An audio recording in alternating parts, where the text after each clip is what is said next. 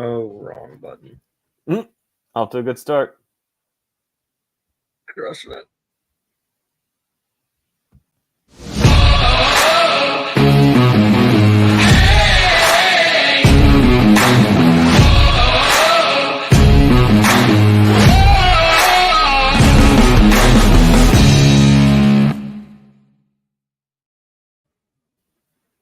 Hey everybody, welcome to an episode of Brothers-In-Flaw Sports. That was our old intro on accident.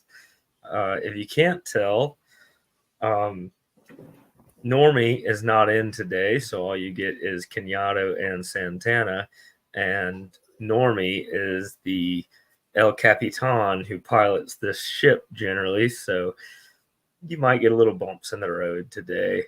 So far, off to a great start. Yeah, so far off to a great start. Definitely hit the wrong intro. Miscued on like just getting the whole thing set up. But how are you doing today, Santana? I'm good, man. How about yourself?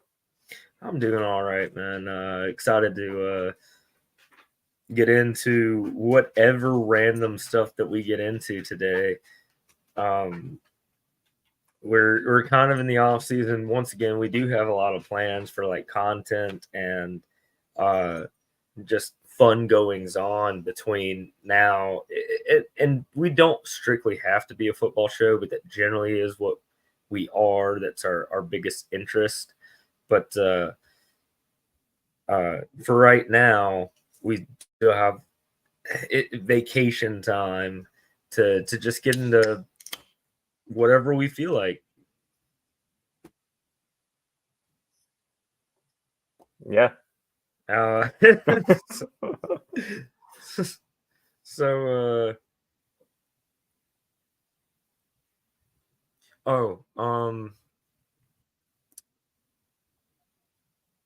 college basketball, March Madness. I feel like we'll probably get into that at least somewhat because I'm not a overly passionate fan in that regard by any means, but I have thoughts going forward on that, but that'll be for a different show as well. I don't know. I think once you turn an Applebee's into a sports bar because you're cheering for a specific team, I think that counts as a pretty big, that's pretty big fandom right there. We got that place pretty raucous. We had the managers and staff on our side, and in fact, the manager wasn't. He was an Alabama fan. We were pulling for Auburn basketball, but because of how raucous that we were and how passionate we were, he's like, I don't care about them. Screw them, man. I'm cranking it up. And we had the whole Applebee's sounding like it was insert your local sports bar. Well, and two different times, because the first time he did it for us against Tennessee in the SEC tournament, and then we watched the Virginia game there. Yep. Good times.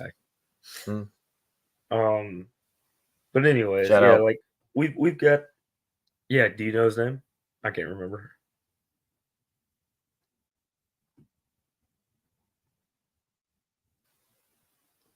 Sorry.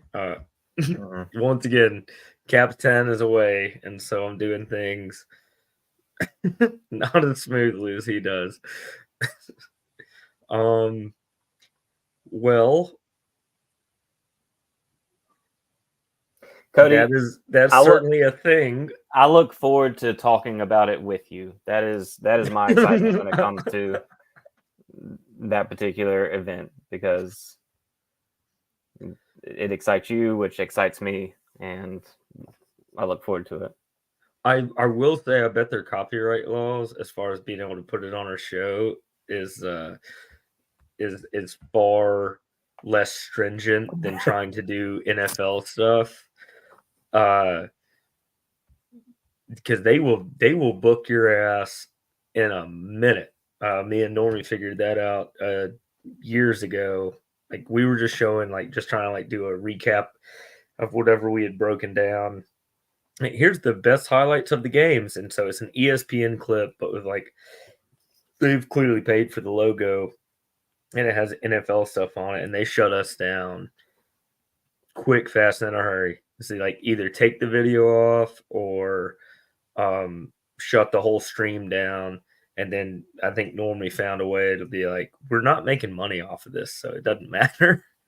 Like, we are not monetizing your brand, but they are quick, like lickety split quick. So, if we want to infringe on copyrights, I think that the World Indoors Track, you know, Some tells me that their feelers aren't everywhere. Like everything that pops up about them doesn't just end up on their desk the way that it does with NFL.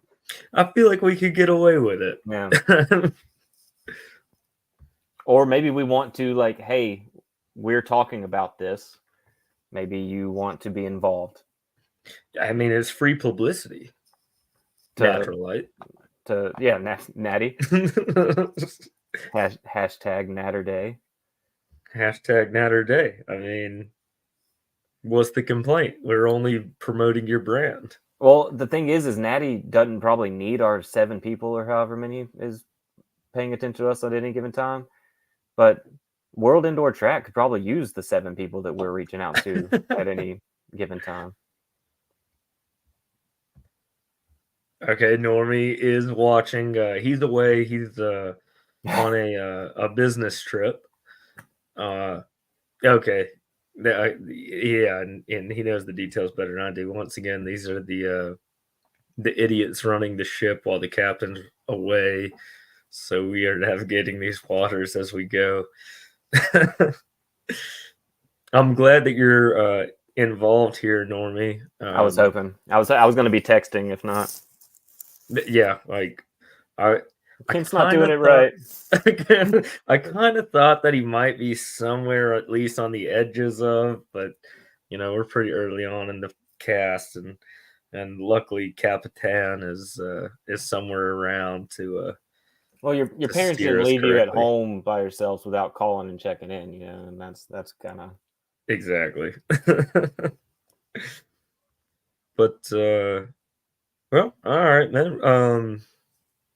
We've got a few things that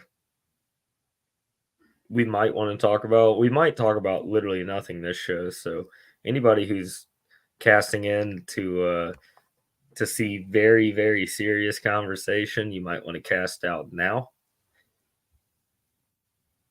Did we talk about the Chiefs signing Ariza? No, but I saw the Chiefs cut Marquez Valdez-Scantling. They did to save $12 million cap room. But no, I didn't see about Ariza. The punt god, the guy from the Bills, got accused of rape, right? Got cleared, and now he's. I thought it was a good signing. Like if he didn't do anything wrong and he was that good at punting, it's a big pickup for the Chiefs. But I'm definitely more interested in the MVS conversation too, because that kind of leads me into. I mean, we've got receivers on the market this year, like Mike Evans, and what was the Chiefs' biggest weakness this year was receivers not catching passes from Mahomes, and they're clearing up some space. I don't know who they would go get, but I know. I mean, because since he just tagged Higgins, right? Yeah, they I think 100% tagged Higgins. So I don't know who the Chiefs are gonna. Well, just with him off the board, the next big name in the receiver class is Mike Evans, and I don't know if they could afford him. I don't know what he'll command coming if Tampa lets him get out, but I think that he's at least being allowed to test. So, when it's a deep recruiting class this year too. I mean, there's like at least 3 guys who will probably go in the first round, and I've seen some mock drafts where as many as like 6, 7, 8 guys go in the first round. So it's there's a lot of talent out there. As far as the just like free agent class, of course, Mike Evans headlines. He is the best option available. But he would command a high price. I mean, no doubt. I kind of thought that it was weird that I mean it's $12 million and MVS didn't do all that much for the Chiefs, but he was kind of the veteran presence at least, and like that guy that like I mean he made huge catches in the playoffs, like For catches sure. that like literally won them games. I can't think of one in the Super Bowl itself, but in the AFC Championship, he was the catch that won that game. Um, so I thought that that was not knee jerk or dumb, just odd to. I mean, you know what it comes down to is the NFL is a business. Well, I mean, and just if you, hang on, let me get back to where I just was. All right, so NFL.com has Mike Evans rated as the number 10 overall free agent. And then Mhm. the next receiver on the list is at 12 with Michael Pittman Jr. And I think that before we got on, I think that there was a report that they were pretty close to bringing him back to Indy. I'd be pretty Um, shocked if they didn't. well, I mean, yeah, he's one of the. I mean, they've been he's been their number one. Like it'd be hard for him to. But I've seen a lot of articles say that he would be somebody for the Chiefs to look out for, because obviously you're probably not paying Michael Pittman nearly what you're paying Mike Evans, but Mike Evans also is significantly older. They have Calvin Ridley at number 16, which I'd seen some reports that he may end up in New England, or not reports, but opinion pieces that said that he would fit in New England,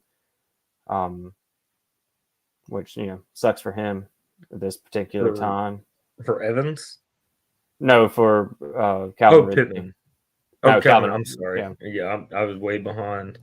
I'm reading some of her comments. Says no one would fit in New England until New England figures out who's going to throw the ball to them.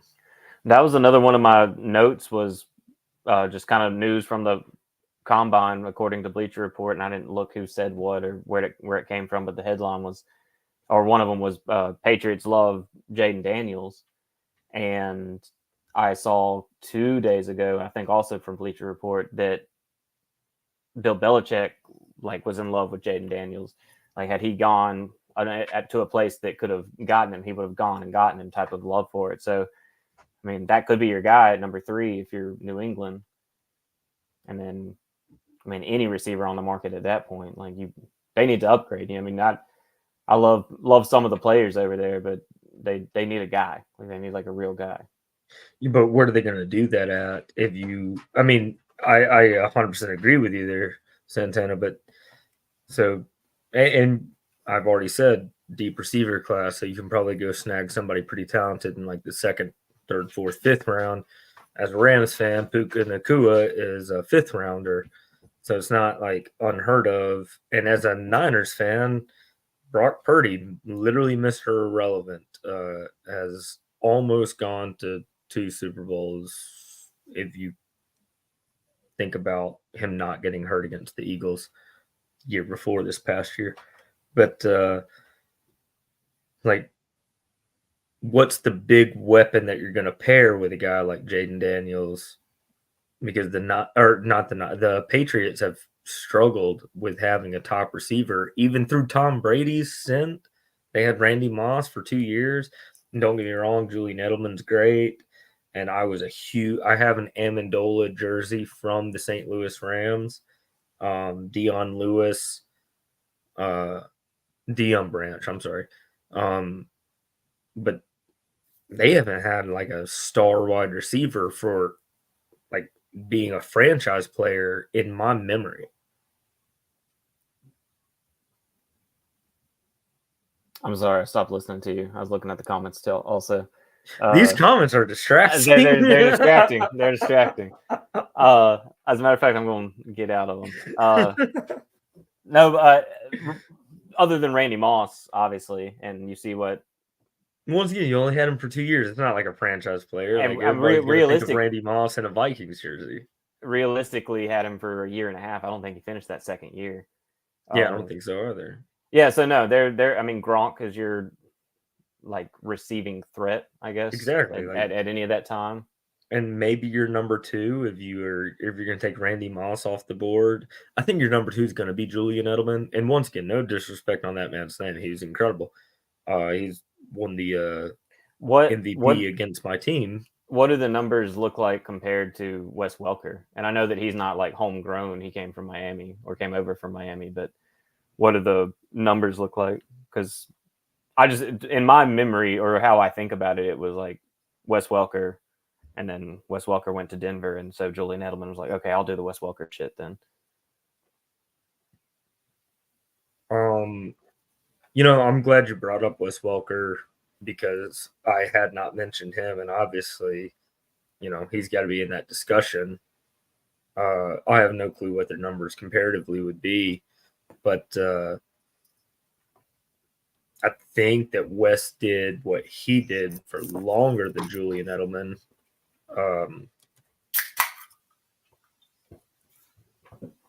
But yeah, so I think you're right though, as far as like number one, like career type receiving threats that the Patriots have had, probably starts with Rob Gronkowski, and then it actually is probably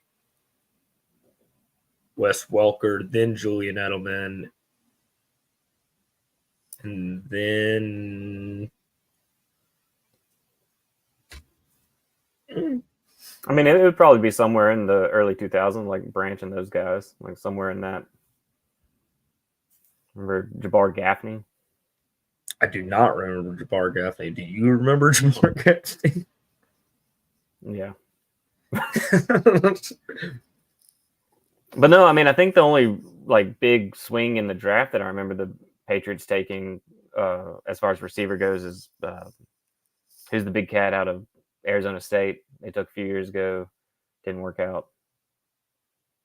Doesn't matter. Took him at the end of the first round, didn't work out. So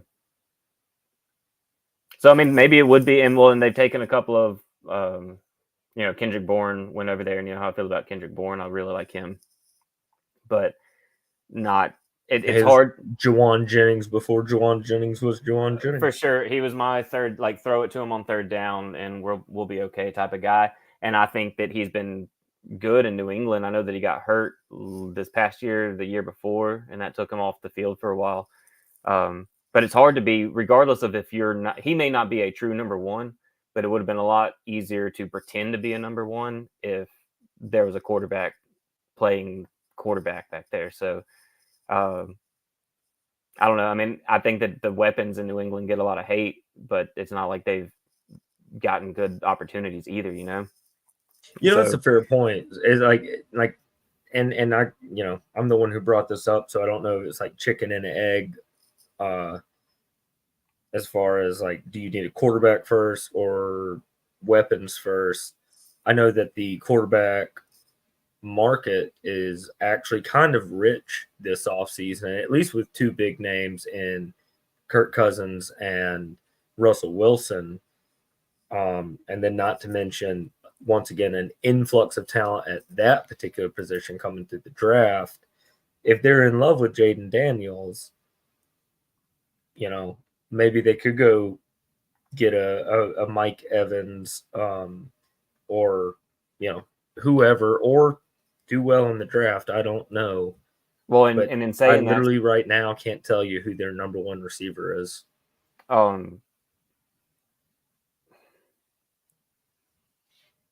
Yeah, same.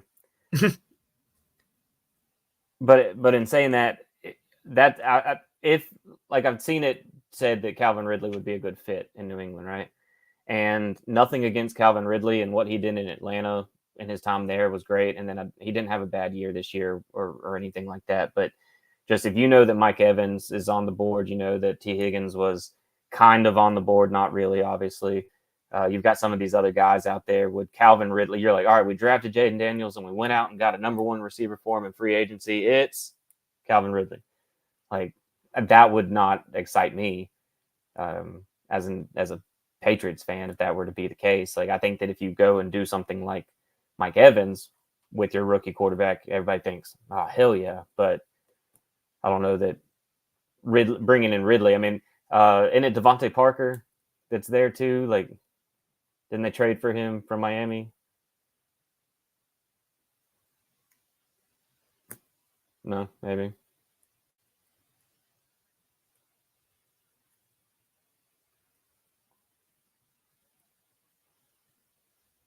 Are you thinking, or have you lost me?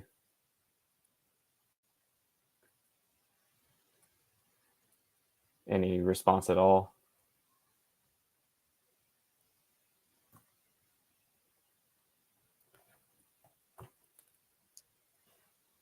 I'm sorry, Santana. I don't know if it's on your end or my end, but I was losing you a lot throughout that. I think I got the general vibe of it. Uh, so if you were just hypothetically, if you're New England brass, how would you approach it? I mean, I'm definitely taking a quarterback. I think that you're sitting in a I don't position think that that you can't. no, you're sitting in a position where you don't ever want to be in again. So you take the guy that you are in love with in that position. And Dan Orlovsky said, I think today, that he would take Jaden Daniels #1 overall. I don't necessarily think that I'm uh, that big on him, but I mean, what do I know compared to what Orlovsky knows? I don't know.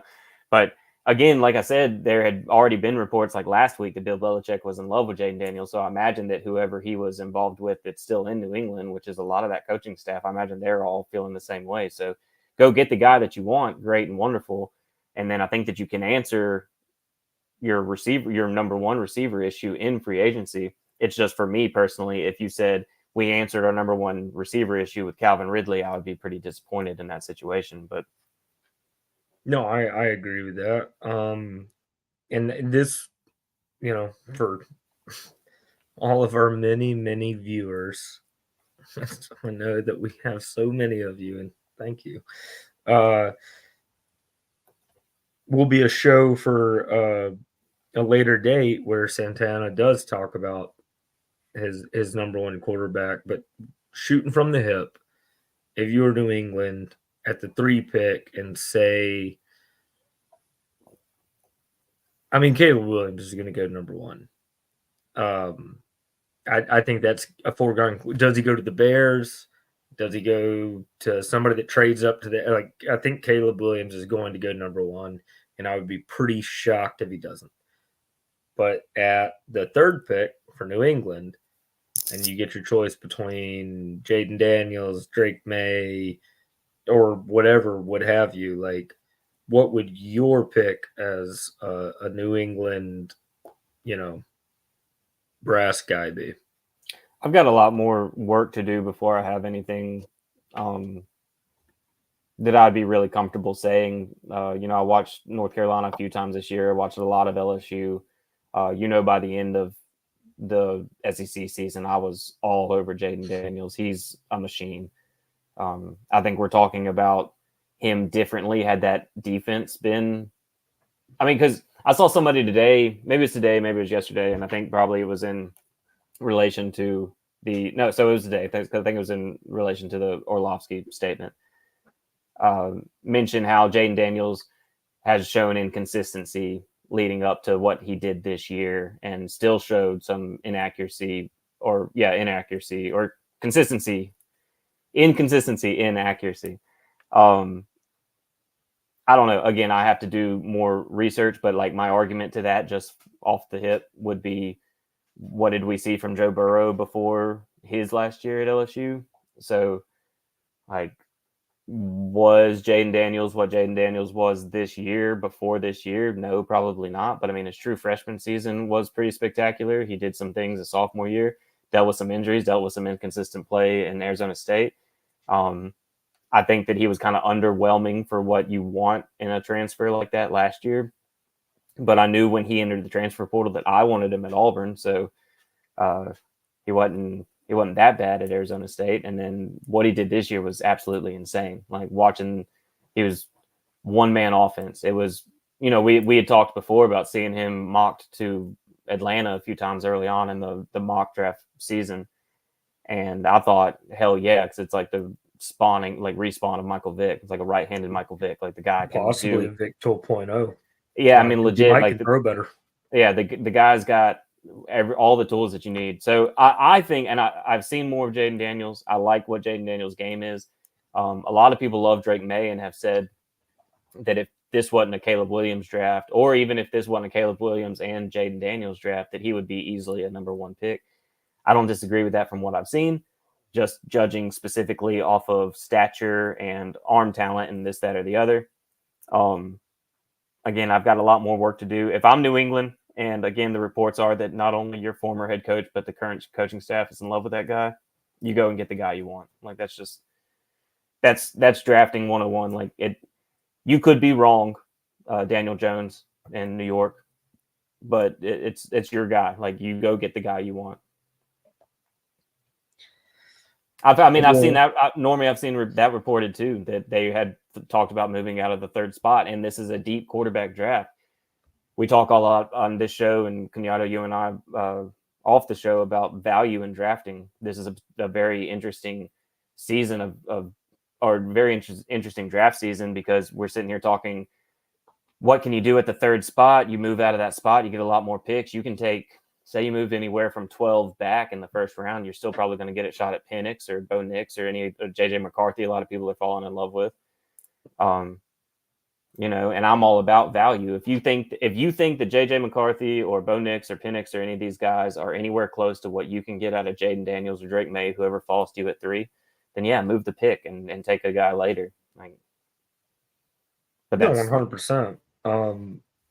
And also, I know that you've done some looking into the Caleb Williams situation, and yeah, dude's a freak, best kid alive. Yeah, I was like high on him, but I mean, how many times have people been high on somebody and then that person doesn't pan out, or nobody thought shit about Brock Purdy, and now he's been to 2 straight NFC championships and almost won a Super Bowl. I'm sorry about that, buddy. But like, you don't know until you know. I mean, it is 2 different games. And as much as, like, obviously there are a lot of people who do translate, most of your first rounders translate, and in most some capacity, of your players, for the most part. Yeah, in some capacity. And most of your, like, 5th, 6th, 7th rounders start to be borderline roster guys. But there are exceptions to both of those all over the place. I mean, Russell Wilson, 3rd round guy. Dak Prescott, 3rd round guy. I mean, Tom Brady, 6th round guy. Quarterback seems like the hardest one to nail down. Well, sure. I mean, and I think that there's just so many moving parts. Moving parts when it comes to picking that at that position. All right, so just going back to JJ McCarthy, you and I were talking the other day about how, like, a lot of mock drafts have him going to Denver, and I think they're sitting somewhere in the top 9 to 13. I don't remember exactly. Mock drafts that have Denver taking JJ McCarthy, and for me personally, he did some things in those final 2 games where I thought, okay, the kid's got some shit in his neck. I like him, and I've liked him since he's been there. Like, he's been a guy that comes in and spell packages at Michigan, so I like the player. Just nothing about him made me go, God, this is guy. He's, people are going to fall in love with him come draft season. And again, I've got a lot of work to do. I'm barely into Caleb Williams. I've got a whole bunch of quarterbacks to get into, but just thinking about, what have we seen from McCarthy specifically, and when he is in a very run centric, everything that Jim Harbaugh does is hand the ball off 30 times type of situation. Like, how can we really tell what he's going to translate to if he doesn't go to a team that doesn't run the ball, effectively the way that he has been in Michigan? I mean, look at Mac Jones. What did he translate from? Now, I do think that he got put in a pretty shitty position, so that's not a great example. I think that maybe he lands in a different area. He thrives a little better, but you're looking at these quarterbacks and trying to judge by what they achieved at this particular level. I mean, we were talking about the 2016 Oklahoma Texas Tech game earlier with Mahomes throwing for like 1,000 yards and Baker throwing for 1,000 yards. Like, nobody, I don't think anybody other than Andy Reid looked at Patrick Mahomes in college and said, this is going to be the next, superstar of the league, because he's doing all that, but they didn't win shit at Texas Tech. It's just kind of hard to, guys can throw for a bunch of yards and win a bunch of games and not mean dick, and they can not win anything. I mean, Josh Allen, we talk about how garbage his highlights are, and at Wyoming, and look what he's doing now. You just never know. It's a crapshoot. So it blows my mind when somebody like Mel Kiper is like, I will retire if this guy doesn't do, like, you don't know, dude. Yeah, you don't know until you know. Normie says Caleb Williams can physically do it, but can he do it mentally? I'm interested in finding that out. I said this the other day when I was telling Kenyatta about my preliminary looks at him. That dude does some shit that is mind blowing, like physically. The way that he throws the ball, he reminds me of Mahomes, but he does some stuff that I don't even know that Mahomes could pull off. And that's legit. Like, that's not even hyperbole. Like, I mean, like, I've seen him do some things that I'm not sure that Mahomes could pull off, and Mahomes does some shit that nobody else on the planet can do. So, but just why, but some of the decisions, and because he has the ability to do stuff like that, he makes some weird decisions. And I'm like 3 or 4 games into what I've watched, but basically behind his head, like running away from the line and like throw it, like, it's bizarre how he can manipulate his arm to make a throw, and with the velocity and accuracy that he can do it. But I think that if he makes decisions like some of the things that he does, I think that that's going to get him in trouble. And again, like you brought up, Kenyatta, it got him in trouble this season in a couple of major situations. Yeah, 100%. I mean, he knows he's good. And he is. Like, that dude is fucking weird good. Yeah, and he knows it, and sometimes, yeah, like you were just saying, it could get him in trouble. Normie also comments, McCarthy reminds me a lot of AJ McCarron. I think his arm talent so far, Normie, he's going to be somebody. I'm really excited to look into him because he came into Michigan as kind of like he's the was it Cade McCown? Was that? Yeah. If that's not his name, if he transferred to, I think, maybe Indiana or something. But when that guy was the starter, JJ would come in and spell packages and be like the running quarterback. So I think that, well, I don't think he's substantially more athletic than AJ McCarron is.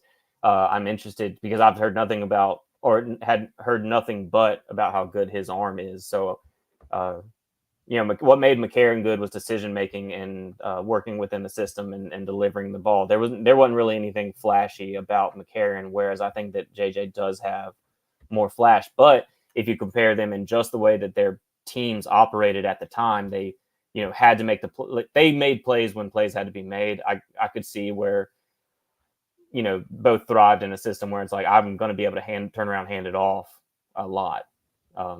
If you want to make that comparison, I can definitely see that. But again, I've got a lot of work to do, so looking forward to getting into that. I'm looking forward to you doing all that work, and then once you do it, I can put my peanut gallery in, because that's the insight that I have on such things. We were just talking about Atlanta, and Jaden Daniels and such. You brought up Kirk and Russ being the free agent, like top tier free agent quarterbacks. And today or yesterday, it was reported that it's all but done that Justin Fields will be traded to Atlanta. Yeah. Which, again, going back to Caleb, I texted you when I first started watching him, because I'd been a proponent of, like, keep Justin, like, unless you just are 100% that Caleb Williams is better, keep Justin and build on what you move the pick, grab more picks, build on what you have around Justin Fields. And then I watched a little bit about Caleb, and I was like, trade that motherfucker. Trade him, draft Caleb. But, I also love Justin. And again, I don't even know, this is, again, just rumors that it's all but done that he's traded to Atlanta.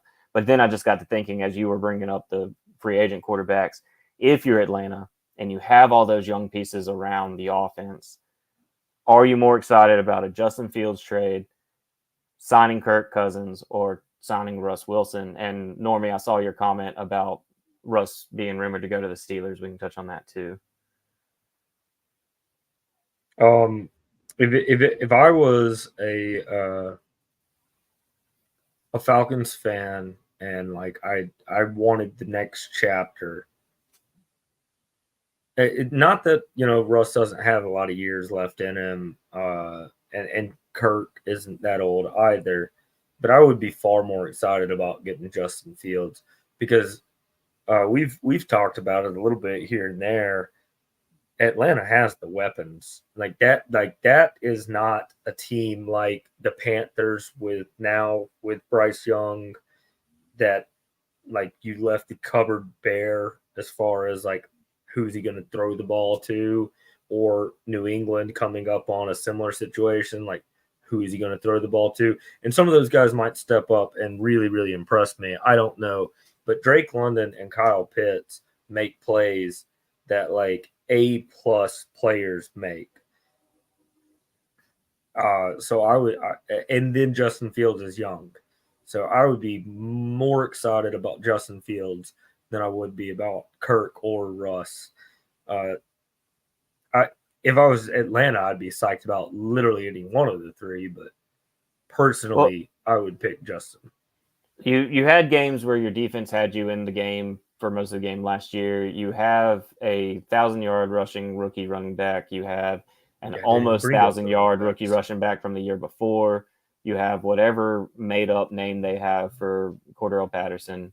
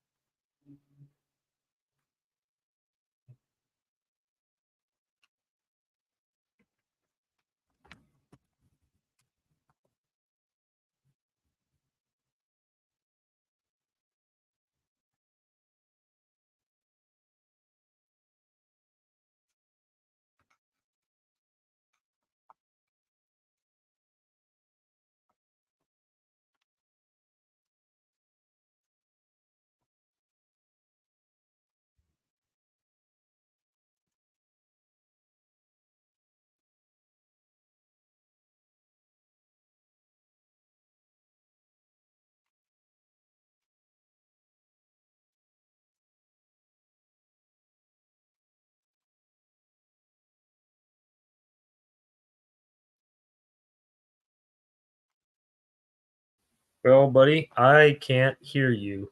Can you hear me? Uh-huh. Can you hear me now? I can't hear you now. Good. So not only can we not be trusted.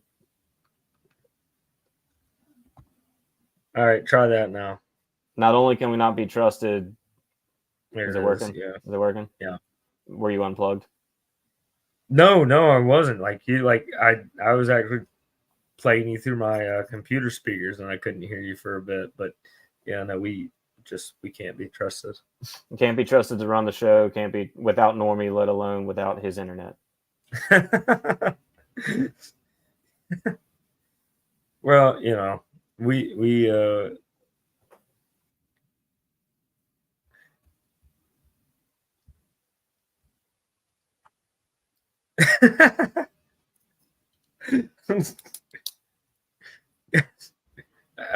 hey. It wouldn't be the first time.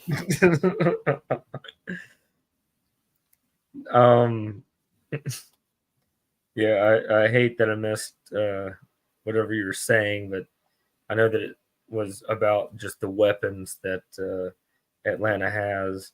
If I'm Atlanta, I'm pretty psyched to move to like literally anybody, and I don't hate Desmond Ritter, and I don't. I like it, if whoever goes there, that's not going to be the fix. I don't think a quarterback is like the step that they need. Like that's not the one piece that they need to be. I mean, it depends. Team. No, I don't. Not necessarily a Super Bowl team, but I think that team goes from dumpster fire to competitive immediately, especially in that division. Like you get Justin Fields, Russ, or Kirk, like I think that you immediately become extremely competitive in the division, and which that will put you competitive in the NFC. I mean, the best team in the division this year was Tampa, which I mean they shouldn't go anywhere, but they weren't like a dominant force in the division. So I mean, it's open. Just as the NFC South generally is. Speaking about free agency, did you see they're not re-signing White? No, I didn't see that. Yeah, they're letting that $15 million a year walk out, which I understand. He's expensive. There was somebody else that they weren't bringing back.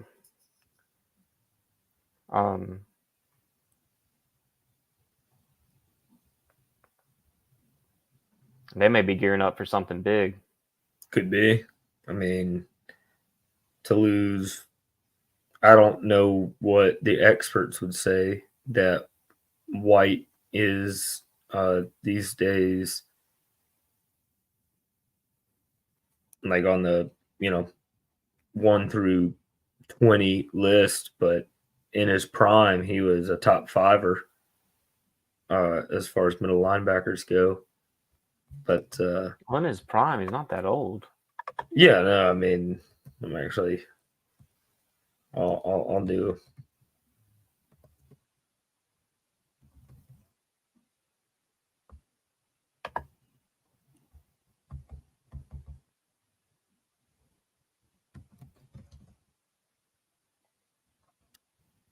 A lot of dead space here, guys. Sorry. Once again, while the cat's away, the mice are playing.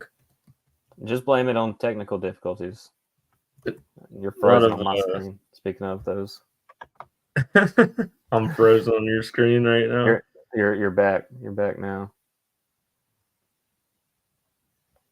Well, it's good that I was frozen. Hopefully I was frozen on everybody's screen. I was doing a lot of naked squats. But I mean, hell yeah, he's only 25. I was about to say, didn't he come in around the same time that he was on the national championship team with Burrow? Yeah, I hadn't even thought about that. It just as soon as he came in, he just had such a large impact, and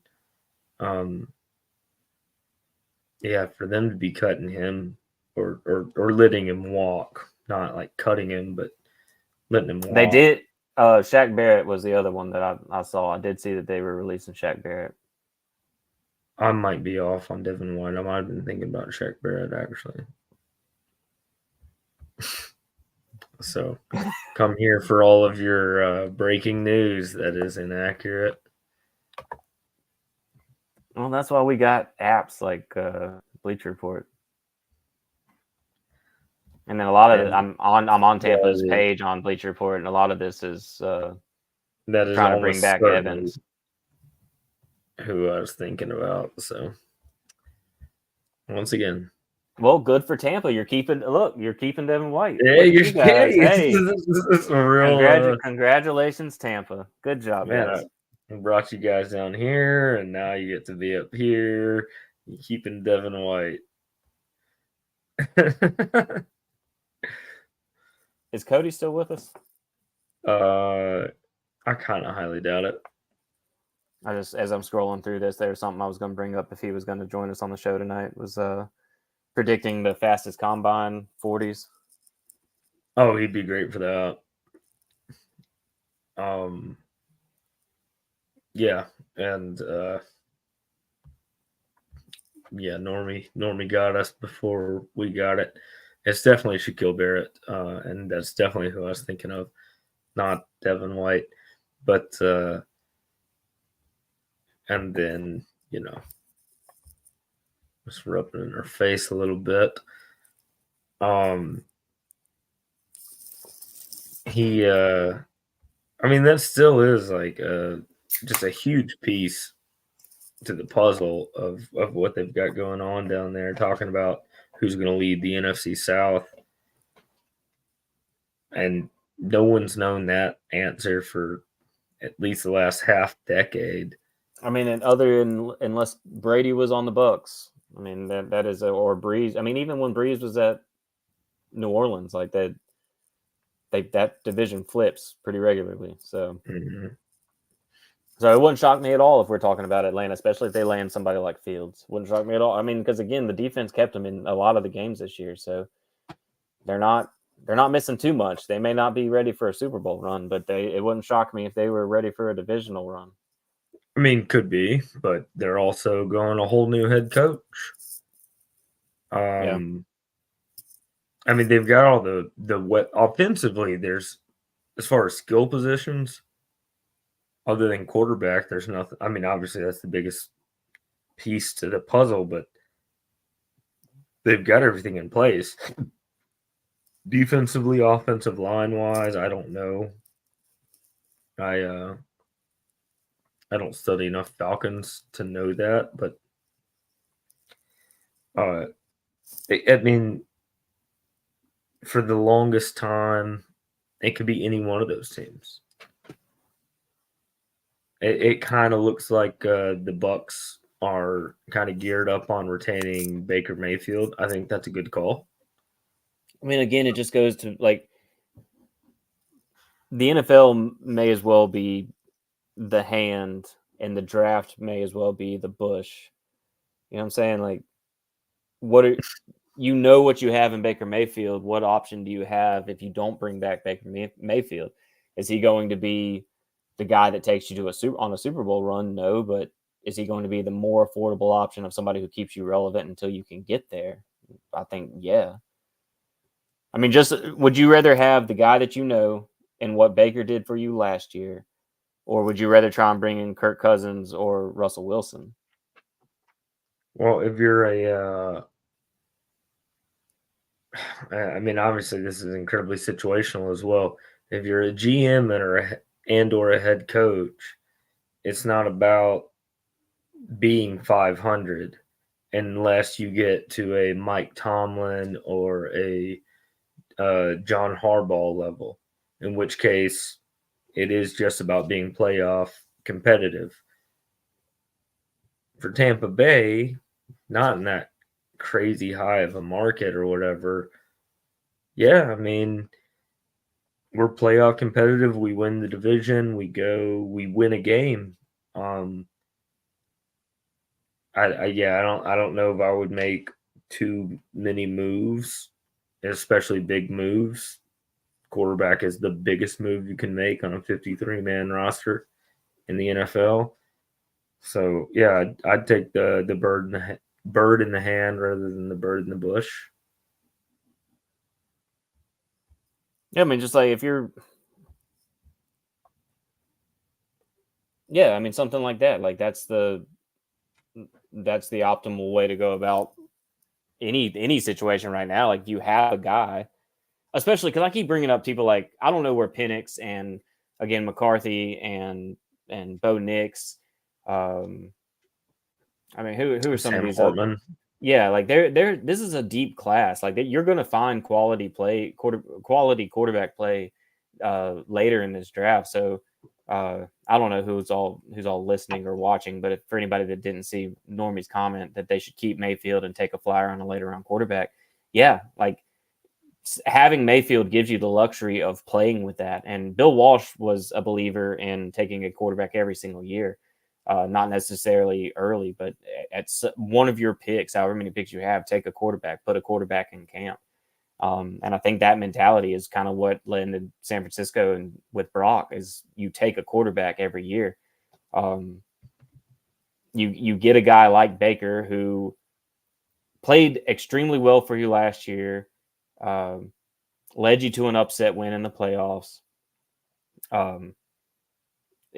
He's back to being the like Baker with swag that we all enjoyed at Oklahoma, and then like his first year or so in Cleveland. You know, I think the players love him. I think the city loves him. I think that everybody loves having Baker there. So yeah, plant your flag with Baker, and then take one of these guys. I mean, because you're not threatening Baker Mayfield with a third round or later quarterback selection, but you could end up having a guy that could start for you. And Kyle Trask is still there, who coming out of Florida, I thought was I liked Kyle Trask coming out of Florida. I liked what he did at Florida, and liked what he looking at tape or whatever. I liked Kyle Trask, but then watching him since he's been there, it's like I don't think that's the dude. But he was the Baker's direct competitor in the offseason this year, so Tampa still clearly has some affinity for him, and I mean, look what Mason Rudolph did. He had a little bit of a resurgence in Pittsburgh this year. So I don't know. I mean, yeah, I'd stick with Baker. Trask is still probably on the roster. You take a guy later than the third round, and I don't know. You never know. You might hit, especially in a deep class like this. Yeah, it's one of the things that we're going to do on this show, and obviously like the actual like big broadcast we'll do for the rest of the year is like, this is a can't miss prospect, or I would bail on this guy because of X reason. Like, it doesn't matter. You're not going to know until you know. Only time is going to tell on this. And as a Rams fan, I got to experience like hit after hit after hit. As a Niners fan, the same thing. Like, some of those people that you didn't really think that might have matter so much and are caliber one, A starters. Oh, dude, you know how I feel. I don't even want first round picks anymore. Like, give me the Fred Warners and the George Kittles and the Devos and all these guys were taken outside of the first round. Like, and this is kind of a broad thought or statement, but we talk all the time about how exposure to sports has grown, sports science and sports medicine has grown. I think that kids are getting better younger. So, and I think that just the way that football in general is operating from, August to August, like it's no longer like a seasonal thing. Like, you are working to be a football player regardless of level, as far as, Metro ball, junior high, high school. Doesn't matter if you're 1A, 7A, whatever it is. Like, everybody is working year round at football this day and age, which is cool, great for all of those kids. But I think it's translating more and more to the NFL now than maybe ever in the history. Like, I think that it's easier to find somebody like, again, George Kittle was a 5th round pick and arguably the best tight end in the league. Like, it's between him and Travis, I think, pretty easily, right? Like, I just think that you're going to be able to find these later round guys that are going to be, just because everybody's good now. Like, that's kind of what it feels like. It seems like everybody that comes out is worth taking a swing on. And I agree. I was just putting that was my finger for a pin, and inarguably on 1 and 2 in the league, because for the most part, that I agree with you on that. Obviously, Mark Andrews exists, and T.J. Hawkinson's out there, but the big one is Sam Laporta, which also was not a first round guy, right? Nope. Yeah. And rookie year, and blew up. That's what I'm saying. Like, you're going to have Tank Dell for Houston. Like, you're going, he was amazing. Like, it kind of makes the first round pick. And again, I've talked a lot, and obviously I come across extremely biased when I bring this up, but San Francisco gets a lot of shit for trading 3 first round picks and spending all that capital to get Trey Lance, especially since that didn't work out and they traded him for a 4th. San Francisco gets a lot of shit, but I've said a bunch of times, like, San Francisco was in a position to pick whoever they wanted, do whatever they wanted in the draft. Like, the roster is in a position where you can take shots like that. And and I feel that way because they have proven to hit on superstar talent in the middle of the drafts. I think Seattle has proven to be able to do that. Their last 2 drafts are something that I have been extremely impressed with. Your draft, your guys, I mean, clearly, like, I didn't even feel like I watched Seattle's draft and I went, shit, that was a good draft. Like, damn, that was like really, really good. Seattle, that sucks. For 2 consecutive years, you have answered major questions. And then once the season hit, those answers like showed up, right? Watching your drafts, I've just been like, all right, well, I did like Kyron Williams, but I did not anticipate him being what he was. And I damn sure liked Puka Nacua. I did anticipate him being what he was. Did I anticipate him being that this year? No. But then all of your defensive studs that came out this year, I had no idea. But everybody late round picks, right? Like, I just think that it's going to be easier to find stud talent just because everybody is growing. Like football players are growing differently, which I guess could probably be safe for any, athlete at this point in time. It's just I pay more attention to football than I do anything else. So, I mean, 100%.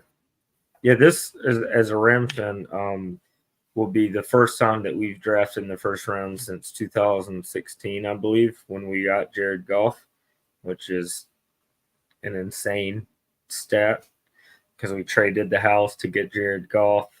Yeah, 2 Super Bowl appearances and a Super Bowl win since then also. So, like, again, it just doesn't seem like the first round pick itself when you are able to hit in the rest of – see, what really was crazy for you guys was that the Tutu Atwell year.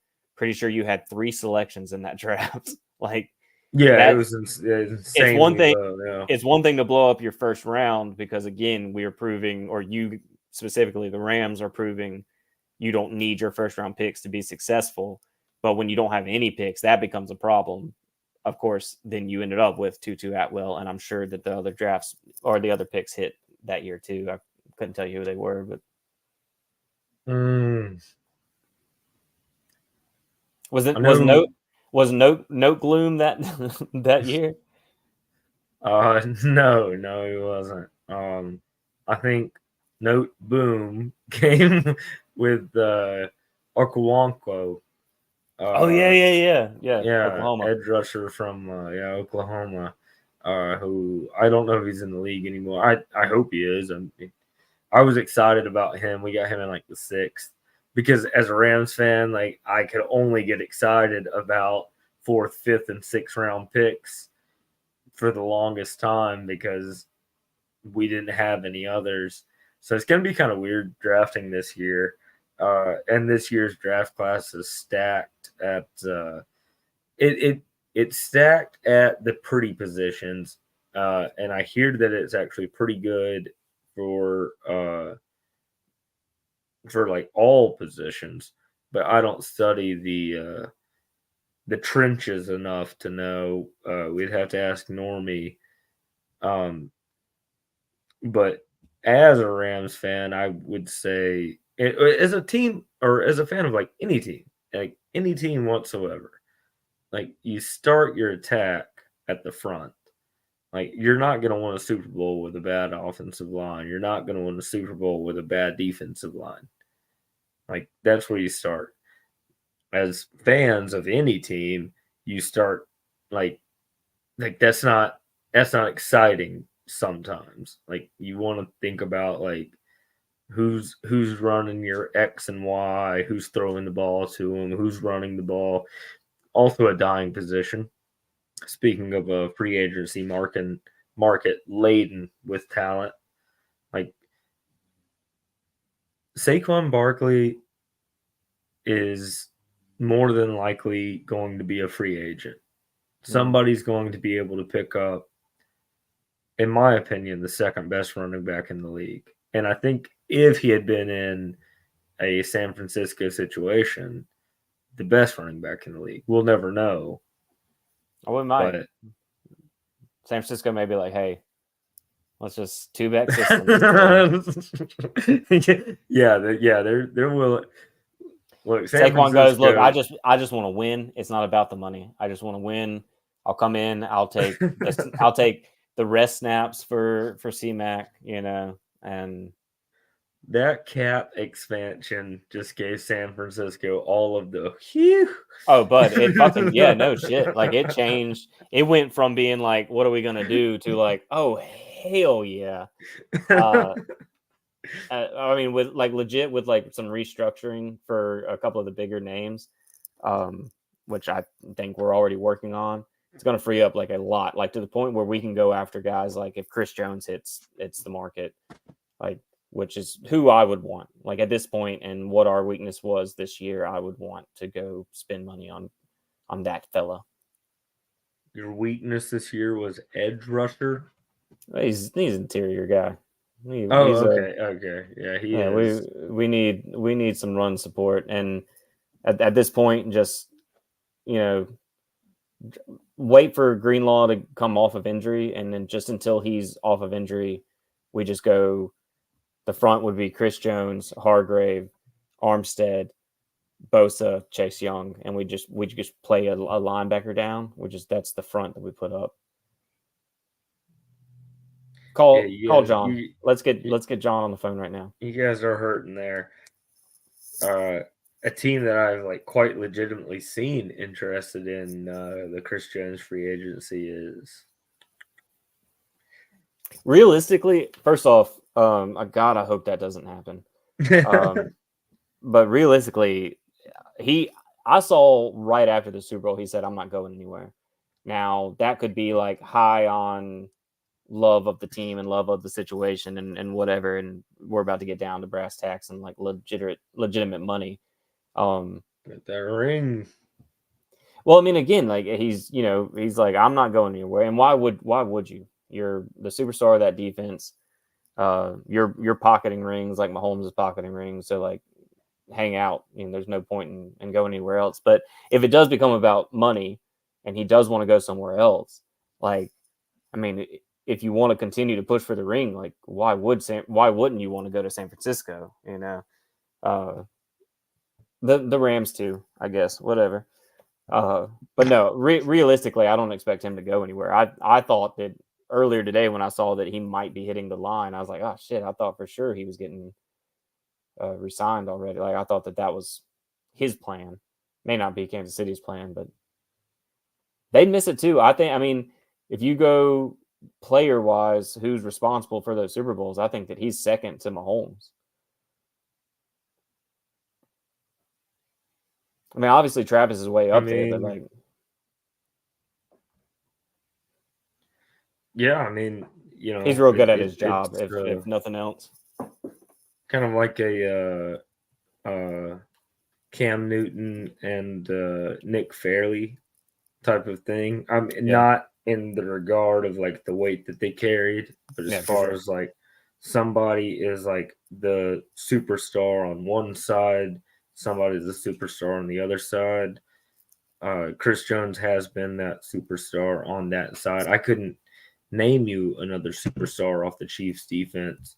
Not that they don't have some really like. Well, speaking of L'Jarius Sneed, also somebody who's possibly hitting the market. I don't think McDuffie's hitting the market, and I think he's a rookie, and he was second year.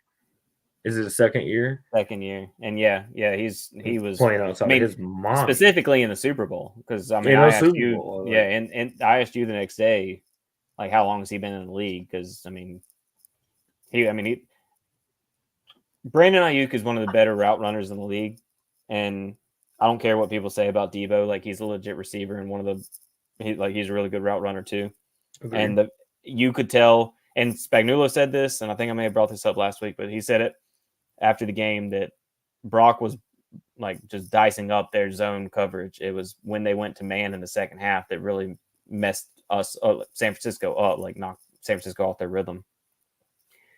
So to have two corners with the ability to shut down receivers of the caliber of Ayuk and Debo, arguably the best 1-2 combination in the league. Yeah, we could play that game if you wanted to. I mean, it's been a while since we've done that, but I mean, after this year, they've moved way up. Well, specifically because Ayuk went from number 79 or whatever he was to 48 or whatever. So, well, and again, man, I had this conversation with my youngest brother-in-law at Christmas. He was talking about how Debo's not a true receiver, and I think that's just horseshit. Like, that's such a it's a bad narrative. It's a narrative that's gotten spread like specifically through the media, and it comes from only the people who are not fucking watching 49ers games. Like, it just blows my mind that you think that all Debo is. Like, what if that's all he was, do you think that Kyle Shanahan would continue to like draw pass plays to him? Why would he not just move him to running back if that's all he was? Like, well, and why would he insane? Why would he have gotten paid the exact same amount of like very good money as all of the other top receivers when all of their contracts went It up. just blows my mind a lot about what had. I mean, and you and I talk about this pretty heavily because I'm so butthurt by sports media these days. But just how so many like things that are positive are the reasons why San Francisco players, and I'm saying them specifically because they're the ones I read about the most. But like, you're really good. Hey, Debo Samuel, you are good at like literally everything you do on the football field. So you're not a good receiver. What does that mean? Like, you're not a good receiver because you're good at a lot of stuff. Like, that's dumb. Hey, Brock, you're really good at a lot of stuff, but you're not good because everybody else is good too. Oh, that seems kind of unfair. Like, what the, it's just moving goalposts for everybody. And I'm done with it. I'm going to burn it to the ground. That's why we're here. Here at Brothers-In-Flaw Sports, down in distant media. We are Specifically, burning sports media to the ground, starting over. specifically run by Normie. So if there's any anger that goes on for what we're saying, it's by Normie, from Normie. Yeah. He has orchestrated all of this. Yeah, you So think that he's on a his big doorstep trip, but he's actually here below me, holding me to gunpoint. to say all these things. Yeah.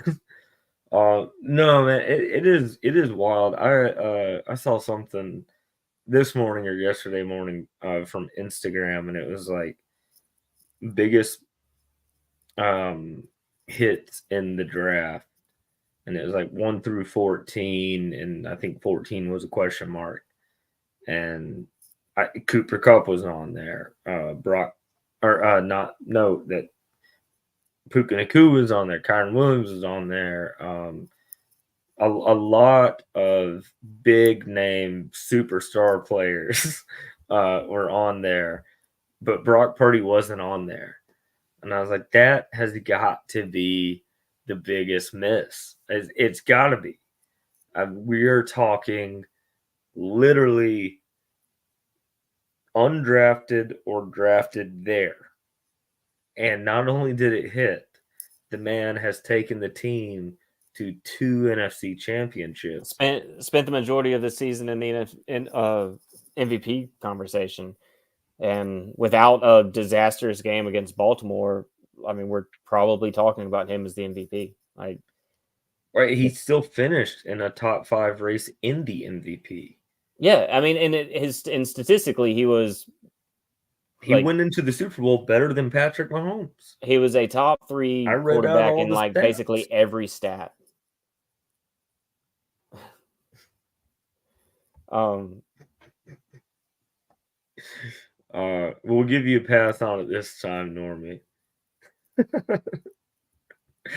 but I would really like you to get the gun away from Santana so we can speak honestly. And put some pants on. My God. Yeah, Jesus, dude.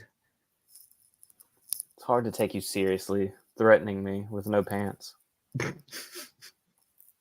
Put both the guns away, okay?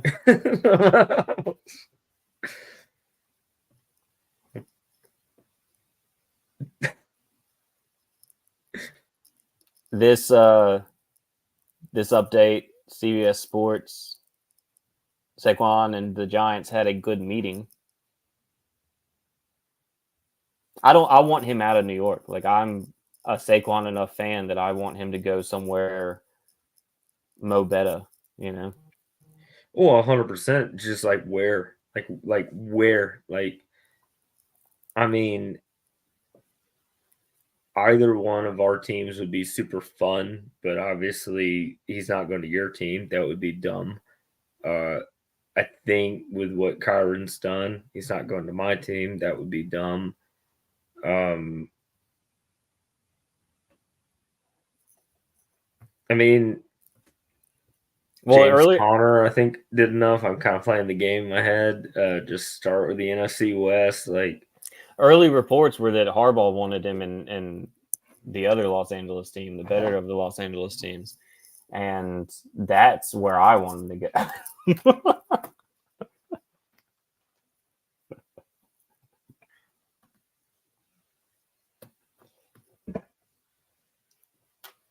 right? But why would you say such things?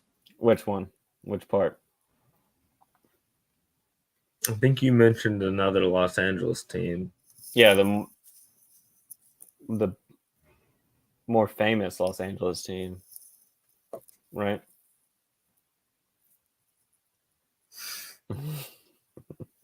Anyway, if he went to that particular Los Angeles team, I'm excited about that. Like I talked about it last week about how I'm excited about Harbaugh and his situation going into Los Angeles, the Chargers.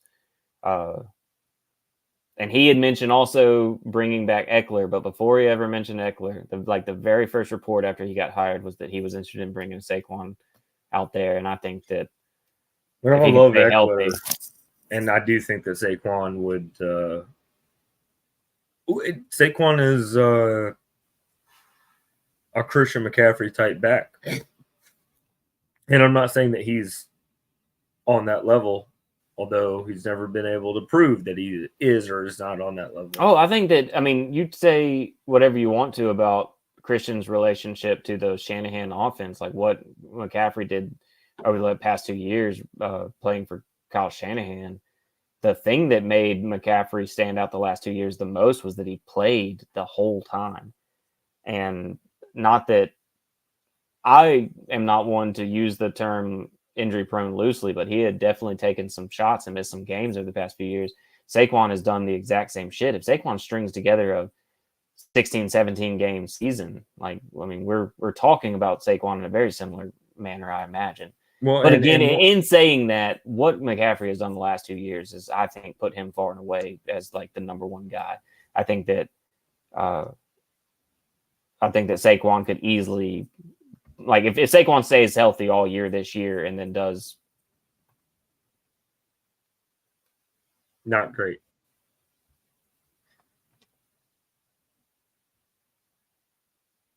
Not great.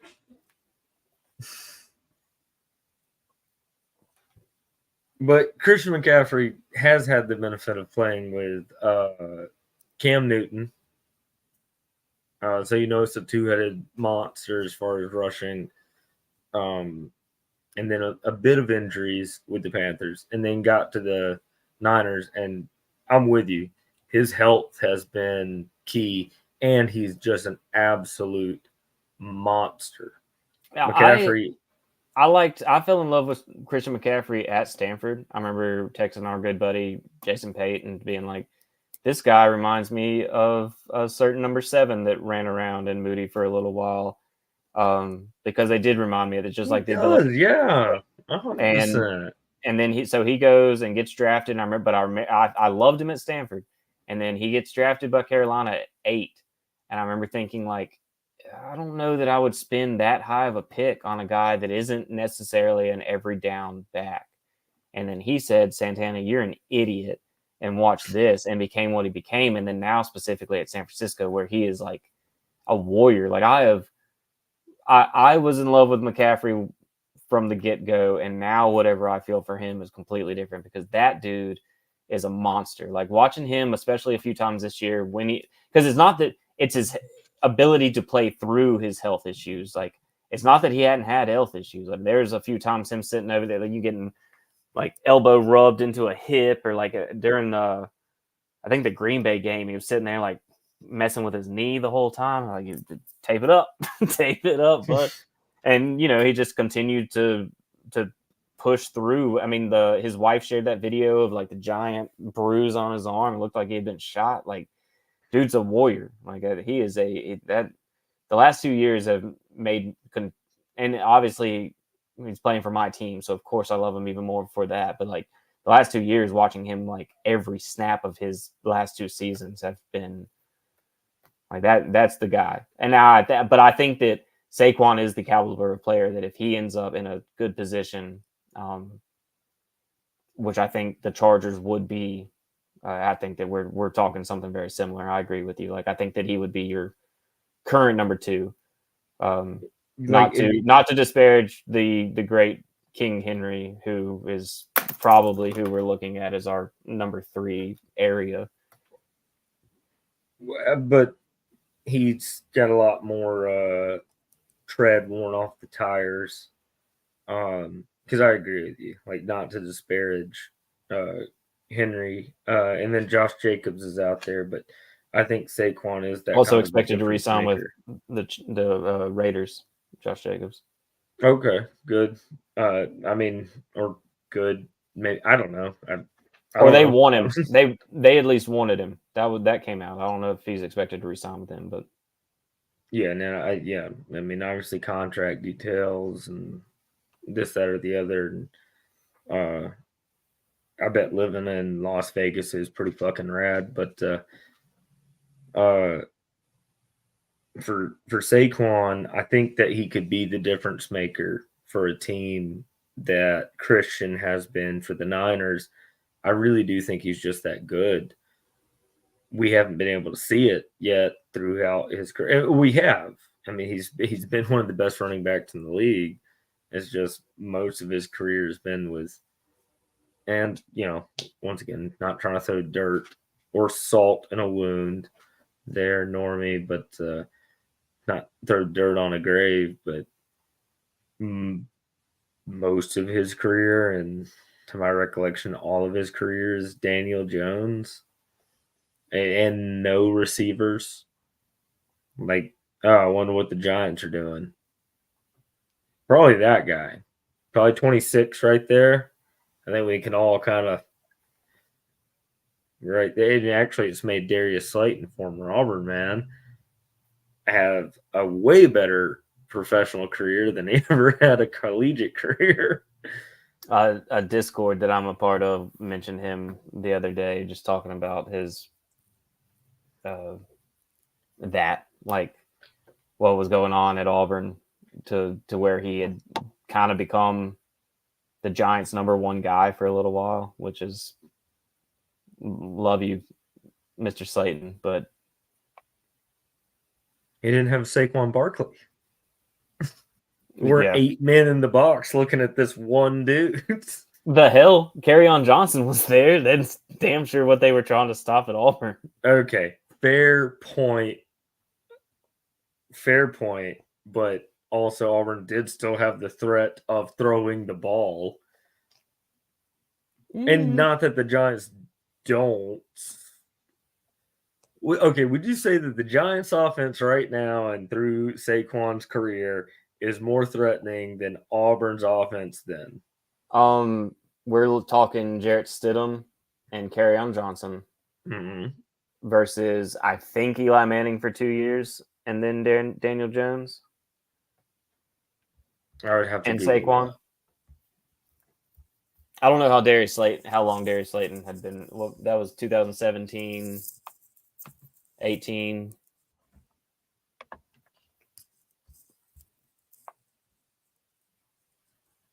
He has been in the league a bit longer than I thought.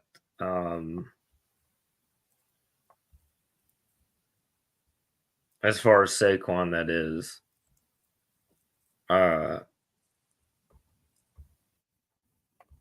He's actually older than I thought as well. He is 27 years old. Only a Giants running back. That does seem like that would overlap a bit with. Oh yeah, and Tommy DeVito as a quarterback. Um,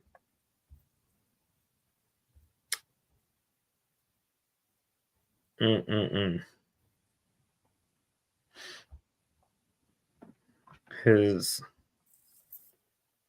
His yards per carry vary very much. Yeah, he's played behind a really garbage. I was gonna say offensive line, but no, like just that's the Giants just haven't been good for the entire time that Saquon's been in the league. And Giants haven't been good since basically the last Super Bowl that they won. Well, and again, even then, like those teams, I think at least one of those Yeah, Super Bowls he were did get Eli. He got 37-year-old Eli. the best Eli. who actually had a hell of a year. Passed for 380 for 570 or of 576, 4,299 yards. Okay, I said a hell of a year. That's he had a good year. He had an E-leg. 21 touchdowns, 11 interceptions, 15 rushes for 20 yards. Wow, And good for him. yeah. And then Saquon rushed it for 261 times for 1,307 yards, 11 touchdowns, 91 catches, 721 yards, and 4 touchdowns. That's a rookie year. That's his And rookie year. also, yeah, 91 catches for running backs, insane. yep. And that was still Odell catching for over 1,000. I Yeah, what are you forgot about doing, that. Giants? Yeah. Well, what are you been doing? Figure it out. Figure it out. That's what I said. Figure it out. It really does blow my mind when you see stuff like that. Like, well, again, you know uh the Brock Purdy article that I wrote, I mentioned that it was the first time that 4 players had gone over 1,000 scrimmage yards since the 22 Panthers. Like what? Yeah. Yeah.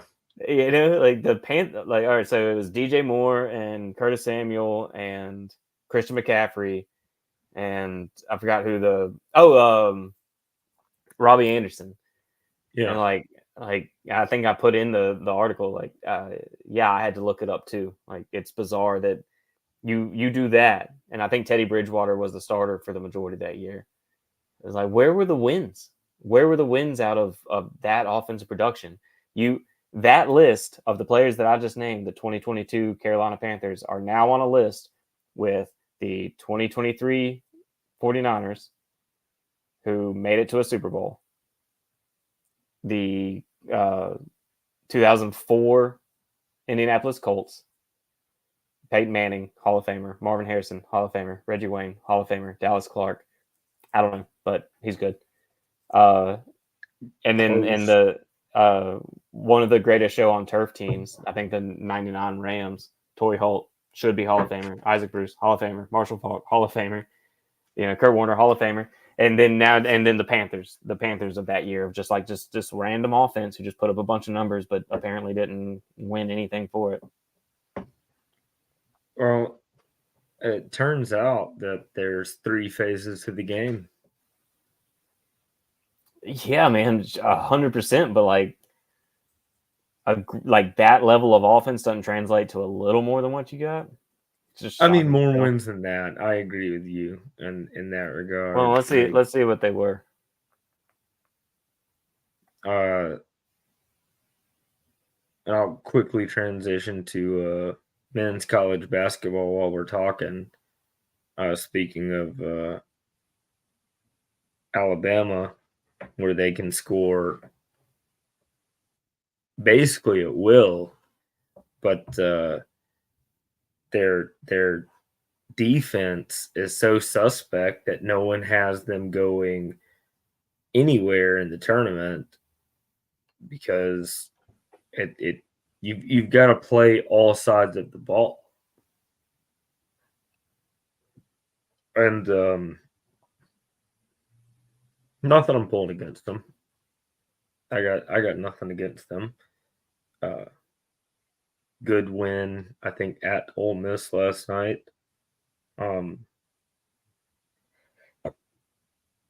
a lot of people are already writing them off as a yeah. Bingo, Normie. And like it I mean it can happen in the blink of an eye either way. It just turns out like you've got to play every phase of the game, which I imagine is what the Panthers were dealing with. I don't know. You're not going to believe it. I'm not a Panthers fan, and I wasn't following them all that closely. So, Well, again, it shocked me when I found out. And again, I don't remember exactly what year it was. It was within the past 3 or 4 years, but yeah, it shocked me, scared me too, Larry. I don't know. I mean, you got to do it all. Like to put it all together, you got to do it all, or you have to have Patrick Mahomes and Andy Reid. Well, and again, I mean, we talk about the Chiefs this year as if it was this like, I mean, they still won 11 games, and that defense was absolutely insane for a lot of it, and That's the we can reason talk. it got there. Yeah, well, I mean, and we can talk about what Mahomes and Travis Kelce specifically did in the playoffs, which we already have on this show, but I mean that defense was I mean, I think that's the reason they won.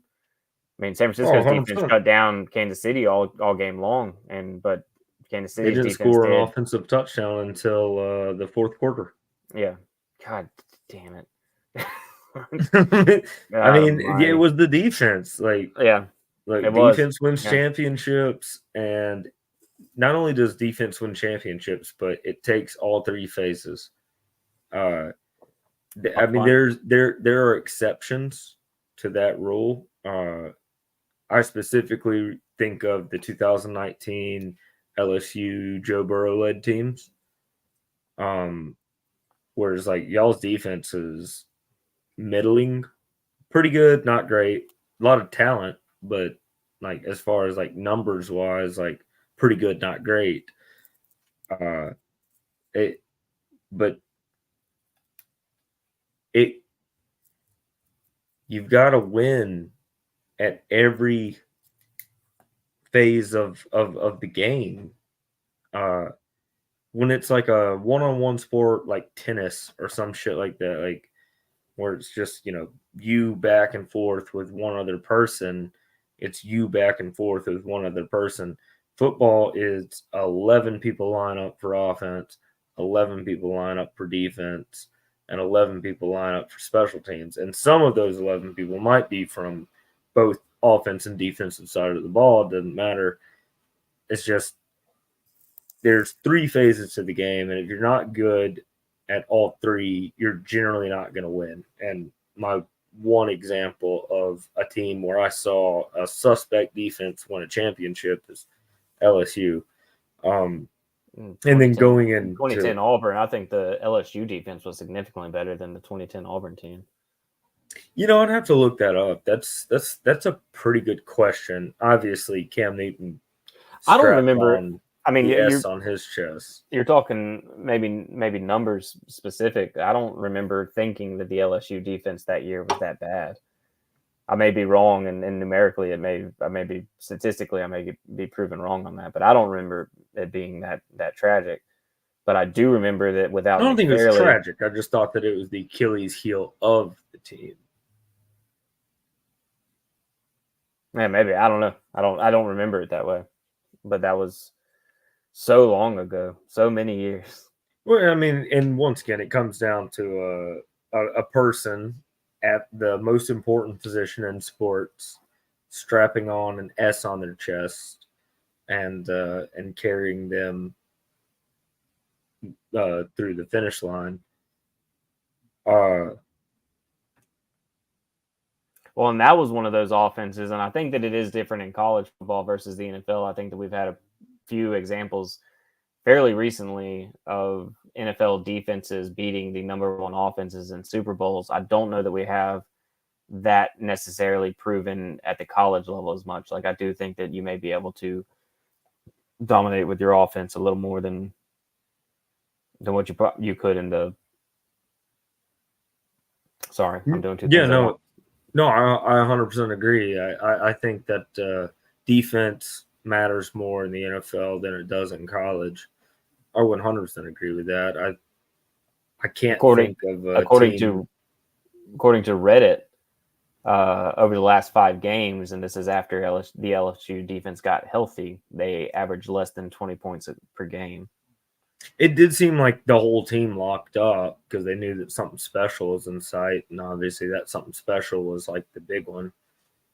So it doesn't, and getting healthy, and Devin White was part of the team. I was about to say, I mean, I know that I know that, yeah, like a lot of those players, both offense and defense, as a matter of fact, 26 players from that team got drafted. Nope, 30 players from that team got drafted. Not shocking news. Tell you what, I mean, we've talked about it a bunch, but that was a team that I just did not believe in for the first like little bit. And then I think it was the Auburn game where I went, I was going to say 2010 shit. Auburn. As an Auburn fan, they did indeed do that, nor me. But those were Titans meeting that year. And I actually think that's one of the big knocks on their defense. Well, and just going back to, I mean, mentioning like they, as a matter of fact, you mentioned that Normie, like they probably could have dropped a couple of games, mostly based off of what their defense gave up. And then specifically in that Auburn game, like Auburn's defense played extremely well. We watched that game in the hospital after Keaton was born. Yes, we did. I felt so bad for that baby. We were yelling and screaming. It led her to where my phone just died. It led her to where she's at now. She hears it and understands it now. She gets it. She Yeah. knows. She knows what the deal is. Well, she knows. I don't know if she gets it, but she does know. Yeah, okay, that's fair. That's freaking Alabama fan, baby. Oh, yeah. I don't think we even told Normie that she's an Alabama fan.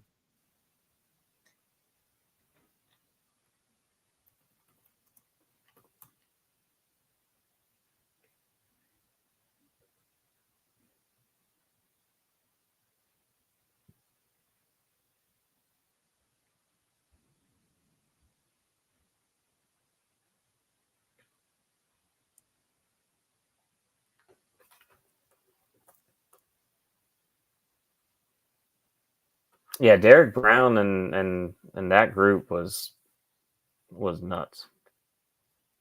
Yeah, so anybody just listening, Normie says, I have always said Auburn had a national championship quality defense in 2019.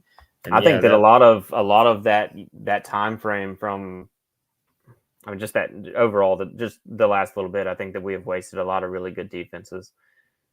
We being Auburn, obviously, I haven't done anything to waste those defenses, but I don't know. I've seen you waste a defense before. Hey, sometimes I don't sit where I'm supposed to sit, or sometimes I don't wear the shirt I'm supposed to wear, and then I take that one. I wear those. That's on. How are you going to defend that? Yeah, I mean, how could you? I couldn't. So no. There are exceptions to every rule as far as if you can win without a high-powered offense or if you can win without a high-powered defense. But I think that having a high-powered defense is more important than having a high-powered offense. And the Chiefs' season, I think, bore that out this year on the biggest stage. Obviously, yes, you've got Patrick Mahomes, and they did enough to win the game, but what got them there was the defense keeping them alive throughout the season. well, and it's one of the things that hurts my heart so much about why San Francisco hasn't capitalized on the position that they have been in the past 4 years or whatever. It's like this year specifically, San Francisco's offense was arguably the best offense in the league. Well, their defense was also arguably the best defense in the league. So, like, the fact that we haven't been able to utilize those two things to win because I mean, I think a lot about the record-setting Peyton Manning-led Denver Broncos. Demaryius Thomas and Eric Decker.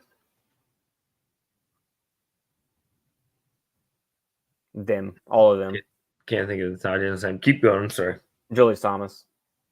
Oh yeah, you said Julius Thomas. I'm No, Demarius Thomas. Demarius Thomas, I said, and then Julius Thomas was the tight end. Big Dick Decker. Big Dick Decker. No Sean Marino was a major part of the running game that year.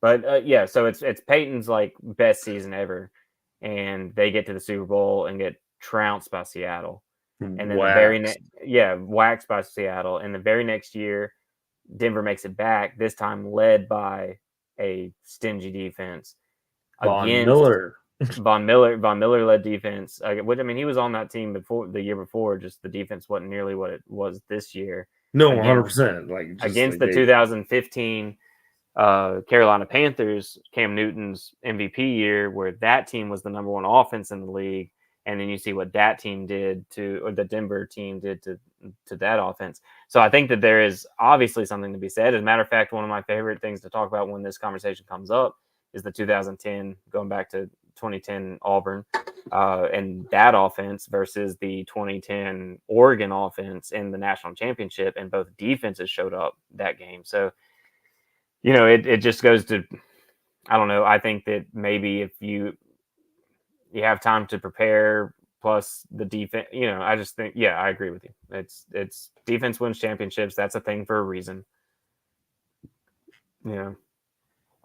And once again, it's not like offensive football teams have not won championships. I just think that if that's your reliance is to outscore everybody, it didn't work, did it? Yeah, like it's more often than not you're going to run up against. I mean, hell, just the Iowa Hawkeyes won 11, I believe, games this year. Yeah, played for the Big Ten championship without scoring over 21 points, 28 points. Yeah, in a single game the whole year. And I hope, and I never met this man, or I couldn't even pick him out of a crowd, but I hope Kirk Ferenz's son, I think his name is Brian Ferenz, because he said he would step down if they didn't average 25 points a game, some shit like that. And they did. You didn't do that. Man, didn't work. Because your dad is so good at his job and this team is so resilient on defense, you still ended up playing in the Big Ten championship. But you're so bad at your job. Or maybe your players are just that bad at their jobs. But, you know, we've seen people turn around programs that we thought, like, with the same players in place, it does come down to coaching in that regard. Anywho, I think if there's got to be a more important side of the ball, or the most important side of the ball, I would say defense number one, offense number two, special teams number three. But I think you have to have all three if you're going to win. Period. You you got a monologue in you for about 2 minutes? I can monologue for 2 minutes. All right, I'll be right back. Yeah, I'll be right back. Yeah. Man, really jumped out on a ledge there. Normie, are you still there? I'd love some monologue topic. I'm really hanging loose in the breeze now.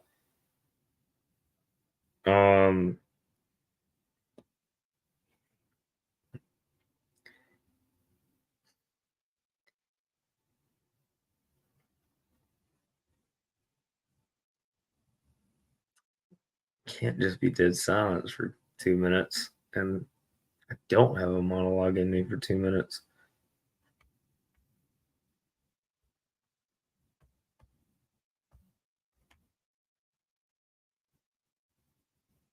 What do I think about the Cam news?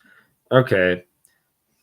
I haven't read the whole story. I've watched the videos a couple of times. I also think, who in the actual hell would attack a man that size? And the fact that he handles himself pretty well. I'm impressed just by his physical ability. But the more that like comes out, everything initially was leaning like Cam was just doing his thing. And now the more that I hear, it kind of sounds like, oh, Cam might have been being a dick. So what do you think, Normie? I'm curious on that. Uh, my initial takeaway was like, why in the hell would you attack a 6'5", 260-pound person? Um, so I and then now there's more come out that like more that's come out that he might have been possibly an instigator or Oh, we it, talking Cam fight? yeah. Oh my gosh. I just caught the end of what you were saying, but yeah, why the hell would you ever in that situation? He's ginormous.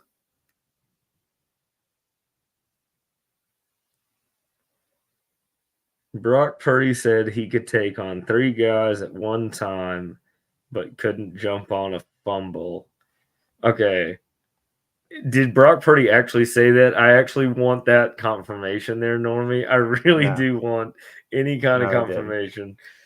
Uh, but but first off, it was 6 guys, and secondly, like initially, it was like he was painted as a hero, and now it's coming out like he might have been a No. He's still considered to be in the right. It's just the guy that actually started the fight was like, he's like, I'm sorry that it happened because he's also part of like the 7-on-7 tournament crowd or whatever. So he's like, I'm sorry that it happened. It's just, nobody hears like that guy talking shit the whole time. It's like, okay, but either way, like you can't, that doesn't excuse whatever happened. And then my favorite part was like Cam handling his business, and he's got his hat on, like his fashion hat or whatever, and it doesn't get moved or rocked at all. There's like still frames of Cam like holding these guys and throwing these guys around with like this giant smile on his face.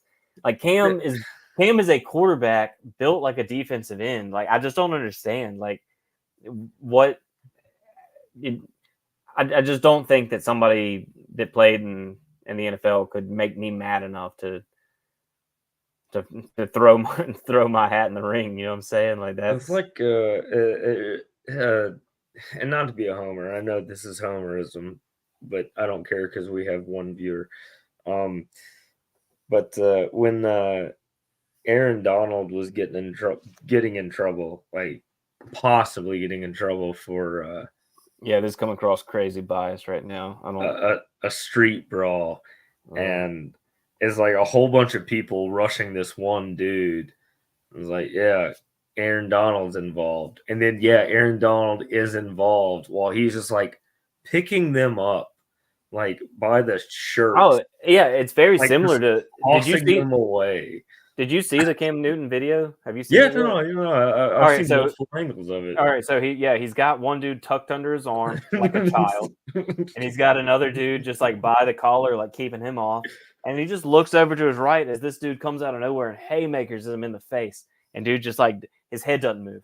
He just looks directly at that guy, like, okay, yeah, do it again, I guess. Like I can't believe that. Yeah, I watched him toss like 2 dudes because I think totally it was 6. I think all in total it was 6 people that attacked him, and he tosses like 2 initially, like just get out of here, you're not part of this. And the rest of it was just like, you guys realize who you're taking on. Like you're not taking on, you Auburn. know, At Auburn, he was listed at 6'6", 250. I yeah, think at the combine, he measured at like 6'5" and a quarter, 247. That was when he was in his early 20s. And then he yeah, spent like a long time in the NFL in their strength and conditioning programs. He was fighting off like defensive linemen, linebacker, NFL size guys constantly.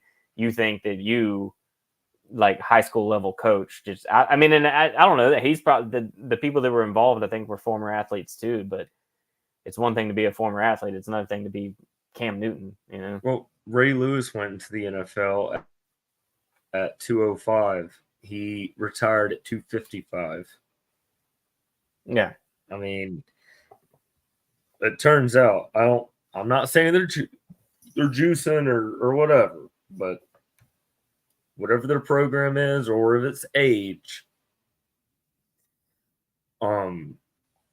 you get bigger, faster, stronger past college. It's the reason why you can go straight from high school to the NBA. Oh, you can't anymore. I actually think you should be able to, but you can't in football. Like the NFL and the NCAA, like they did like scientific studies on that. They kind of glossed over CTE on that, but it's like, before it's time. These young kids, their bodies are not going to be ready to do what this league takes, and they're not, because Cam Newton got bigger and stronger in the NFL. I mean, like I said, Ray Lewis at 205 and then finished at 255. That's 50 pounds and is one of the greatest middle linebackers of all time. It's a massive amount of weight to put on. And Cam played for 10-ish years, 15-ish years.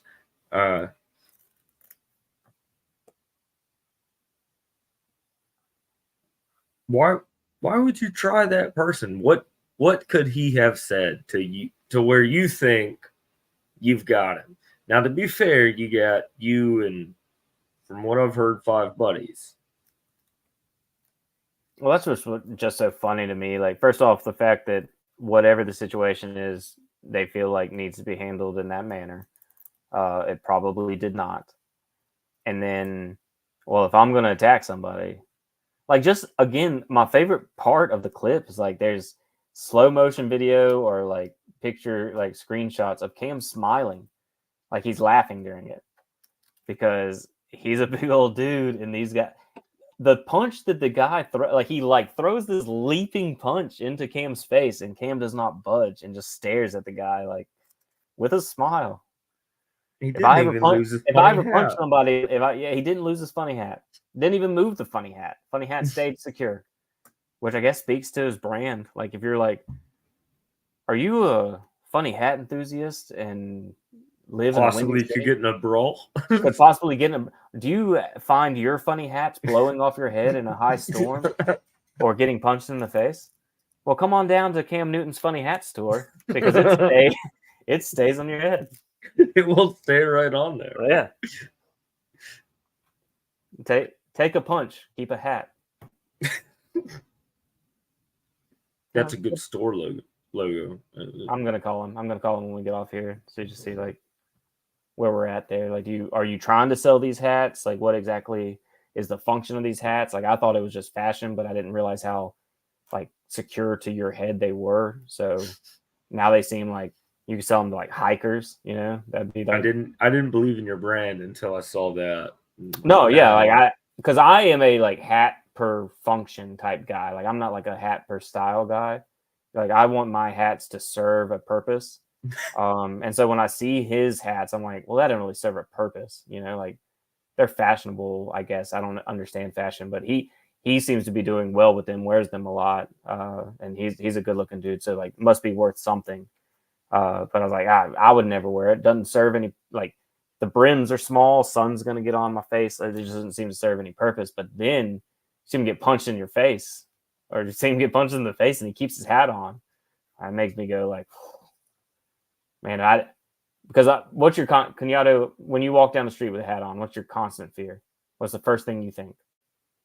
I generally think I might get punched in the face. Right, and then what happens to your hat if you get punched in the face? Falls right off. Right off. That's the first thing. Any video where you see a non-Cam Newton hat and somebody gets punched in the face, hat shoots right off, right? No, not with the Cam Newtons. Not with the Cam Newton hats. Those motherfuckers are snug. Then they ain't going nowhere. Well, they come with a scarf that ties under the chin. I think that that's genius. Didn't realize what the point was until I realized, like, oh, if you get punched in the face, it doesn't go anywhere. Makes sense. So also, That is, does he? No way he has people selling his hats for him, right? I, that's probably a job there's no way that he doesn't like have people selling his hats for him. His clothing company is multi-million dollars. okay, but like hat specific, I don't know. I mean, I don't know if it's hat I don't specific. know. We'll call him. I'll call him when I get off here. You have his direct number? What's up? You have his direct number? Yeah, I mean, I can find it. Yeah. I think that if he's in a situation where if you just look into like the hat world, like the hat underworld, if you will, hat black market type shit, I think you can find him. A black hat, black market. No, just I mean any color hat. You can get any color hat on this particular hat market. All right. Given the time. Wait. Real quick. Okay. Just looking at my notes. So Zach Wilson is given permission to seek a trade, right? Yeah. I've seen that. Okay, that's all I had. And I saw that you guys were out as Niners. I did. All right. So before earlier today, I thought about bringing this up on the show because what I had seen was an article that was like, what would Zach Wilson be a good fit in San Francisco or whatever? And I thought, well, whatever, probably not. But I also have seen reports where Sam Darnold is on the Vikings radar for if they do not bring back Kirk Cousins, that a bridge option for them would be Sam Darnold. And then I thought, well, hell yeah, if we're going to lose Sam Darnold, definitely bring in Zach Wilson because I think that Shanahan could probably have a similar impact. Not that we got to see a lot of Sam Darnold, like Shanahan's impact, quote unquote, on Darnold, but I do think that the Vikings wouldn't necessarily be excited to sign him as their bridge quarterback if they didn't think that he benefited from San Francisco's and Kyle Shanahan's coaching.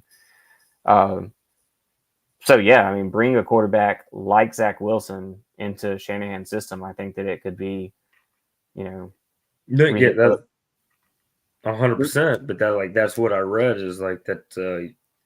Apparently, there was like feelers out for San Fran for a second, and then they retracted those feelers fairly quickly. There's like 4 teams on the list that I read that were like, "No, we're out on." It was like, but yeah, it was like San Francisco, Buffalo, it was a few other teams.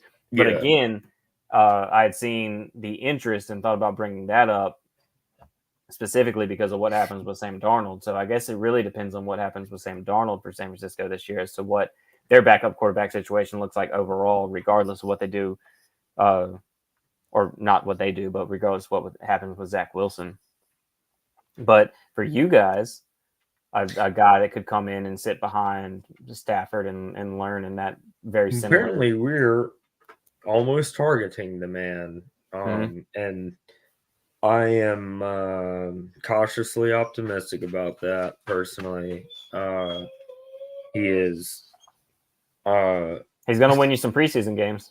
He's gonna win us. We might go 4-0 in the preseason if he's playing for us. And with the hard knocks that just passed through, he won my heart. I have no clue what kind of person he really truly is or is not, but I think that he's gotten a bit more hate than he deserves. Has he crumbled in like moments where he could be great, make himself a name? Yes, absolutely. Has he played for a dog shit team? Sorry, Jets fans. That's what y'all have been for most of my life. But I'd like to see him get another chance. I was high on him coming out of BYU. Um, he's got the build. I think he's got the arm talent. I think he's got the athleticism to be good somewhere. And if it happens with the Rams, then cool. Hell, if it happens with the Niners, then cool. I kind of want to see the kid succeed, unless he's a terrible person. But I think that well, and obviously could be hadn't heard anything negative about him, so hopefully not. But it's kind of a bummer to see him be on the trade block and be able to search for a new team, because I think that circumstances been different, especially with Aaron Rodgers' injury. And I could just be falling in love with the narrative that Hard Knocks painted for me, that Zach Wilson was like this little kid brother, this little like short puppy looking up to the big dog that was Aaron Rodgers, and Aaron Rodgers seemed to love him back, and he seemed to have confidence in the kid that he would be able to once. I mean, I think that he is legitimately quoted as saying something about being here for a couple of years and then handing it back to Zach. And I think there's something about the confidence level that could have been helped from Aaron Rodgers playing a full season, because yet again, Zach Wilson comes into the preseason and lights it up.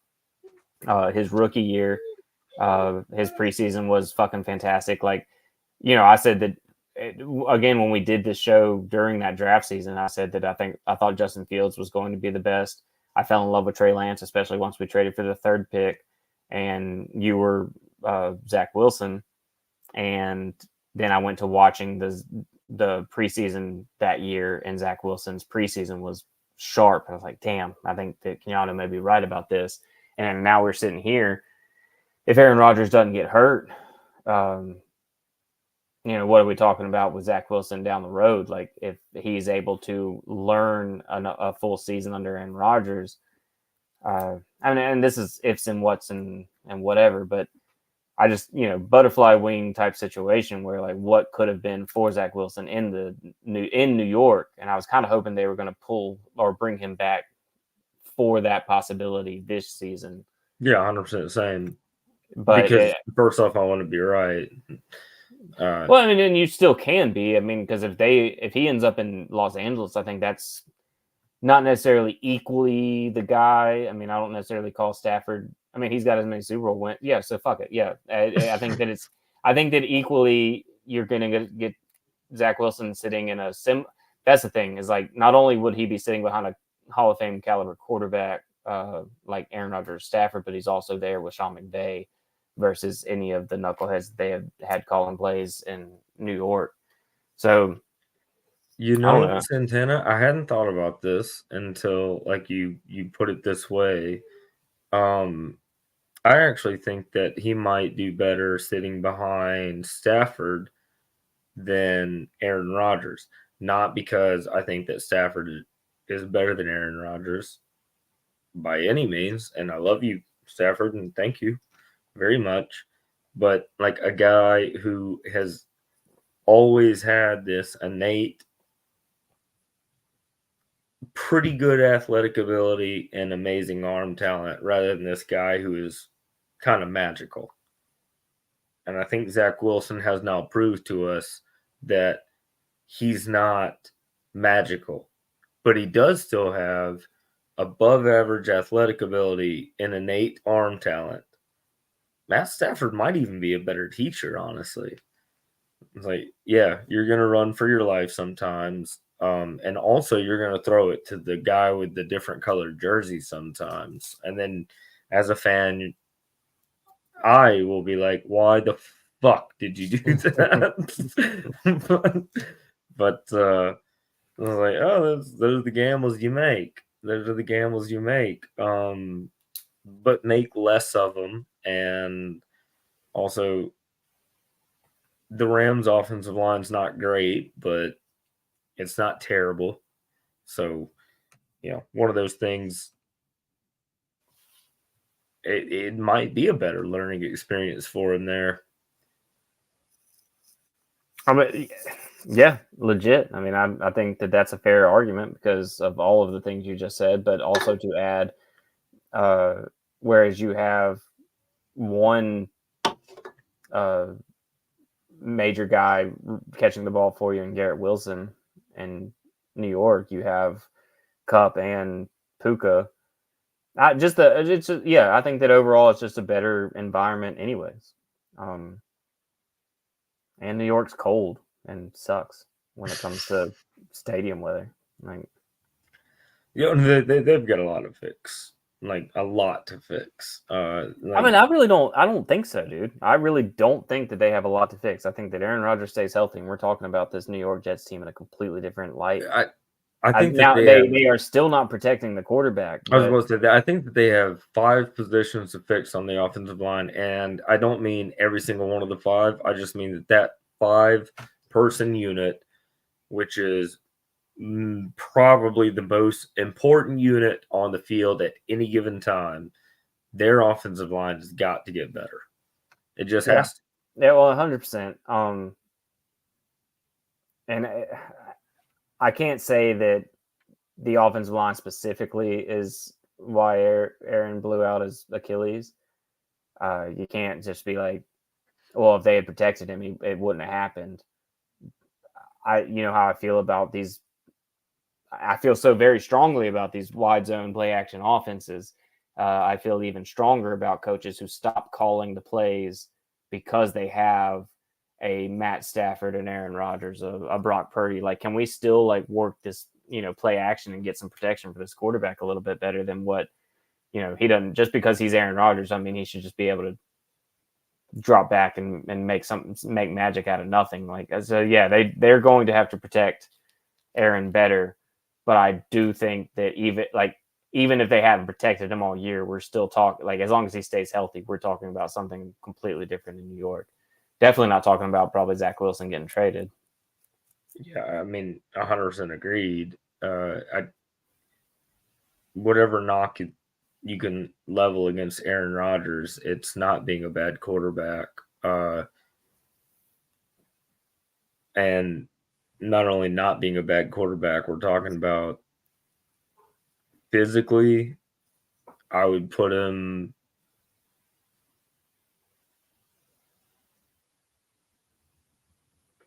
number 1 or number 2, at no lower than number 4. But in my mind, number 1 or number 2 of all time, his physical gifts at that position. So yeah, no, obviously the season would have gone differently.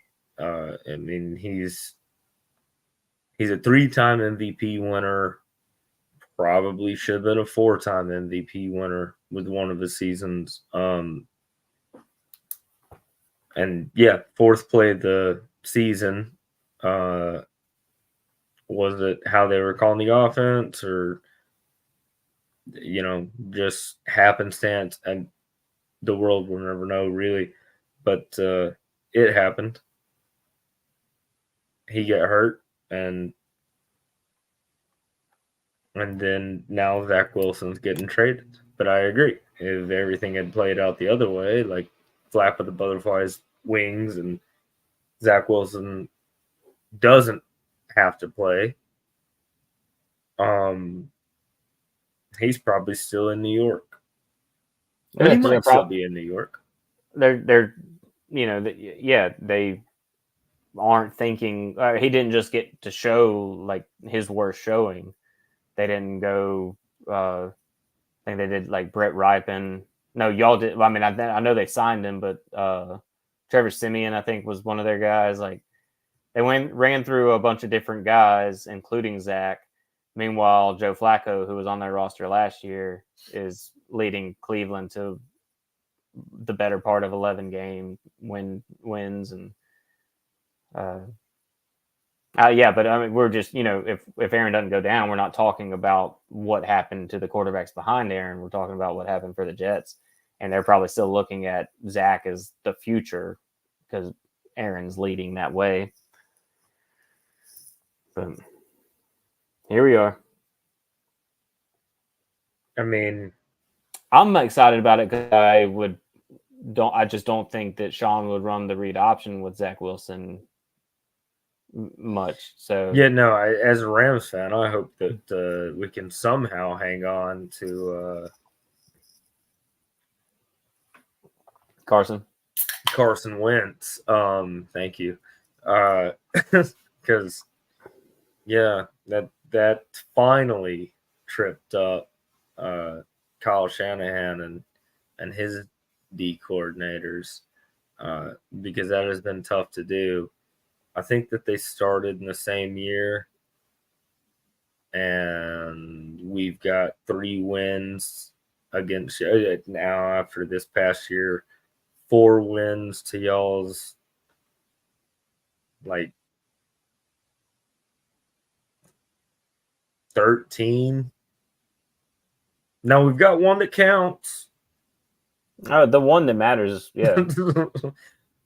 But no, the Niners and Rams rivalry, which if we lived over on that side of the coast, it might be a huge rivalry for all we fucking know. But for us personally, as the fans that we are, Well, I mean, yeah, it's it's been for fairly us even. not. I mean, it's a something that's great for you and I picked those teams when we were extremely young, and then both teams were garbage for the majority of the time after that we picked them, and so yeah, for us, it's not so much about the rivalry as it is so much about like us watching football together for as long as we have. But no, I mean that. Yeah, if you ask me who San Francisco's number one rival is, it's somewhere between Seattle and St. Louis, Los Angeles. The team that I love to beat the most, I think we know. Yeah, it's Dallas. I don't know if I did. I just wanted if you didn't know no, if you were I picking up on knew the one. what I was saying. I just wanted to make sure that was. Yeah, like and San Francisco and Dallas is a huge San Francisco rival. It's one of the reasons that I initially started hating Dallas. But no, I mean division rivals all over the NFL are a big deal, and especially against or San Francisco and Los Angeles and Seattle. I think all three of those are pretty bitter. But when I think of rivalry, I think of Dallas for sure, or a hated rivalry. Like I recognize how big a rival the Rams game is every year, but I don't like Dallas, Keanu. I haven't picked up on that yet. In 30 years. Let's get Normie to change the intro to include it, just so everybody knows. Santana hates Dallas. Mm. I'll run it by him. I think he'll be amenable to that.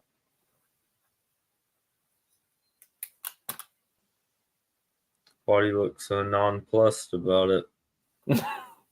I just got thinking about Dallas and put me in a bad place. All right, buddy. Let's go ahead and wrap it up. We've been at Let's get out of here. A couple hours.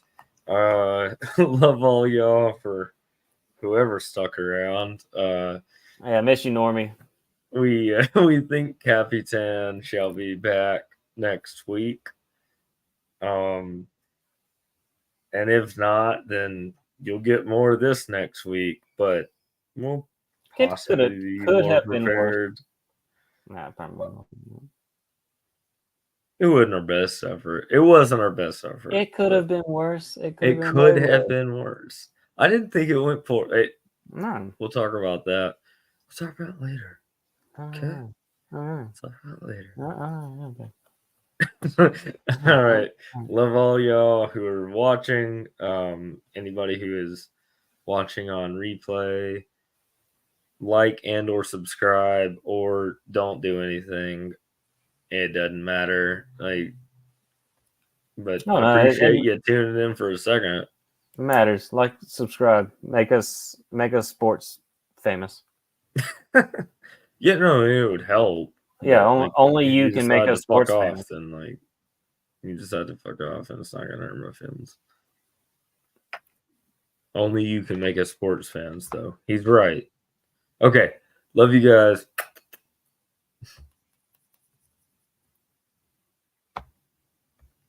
You gotta hit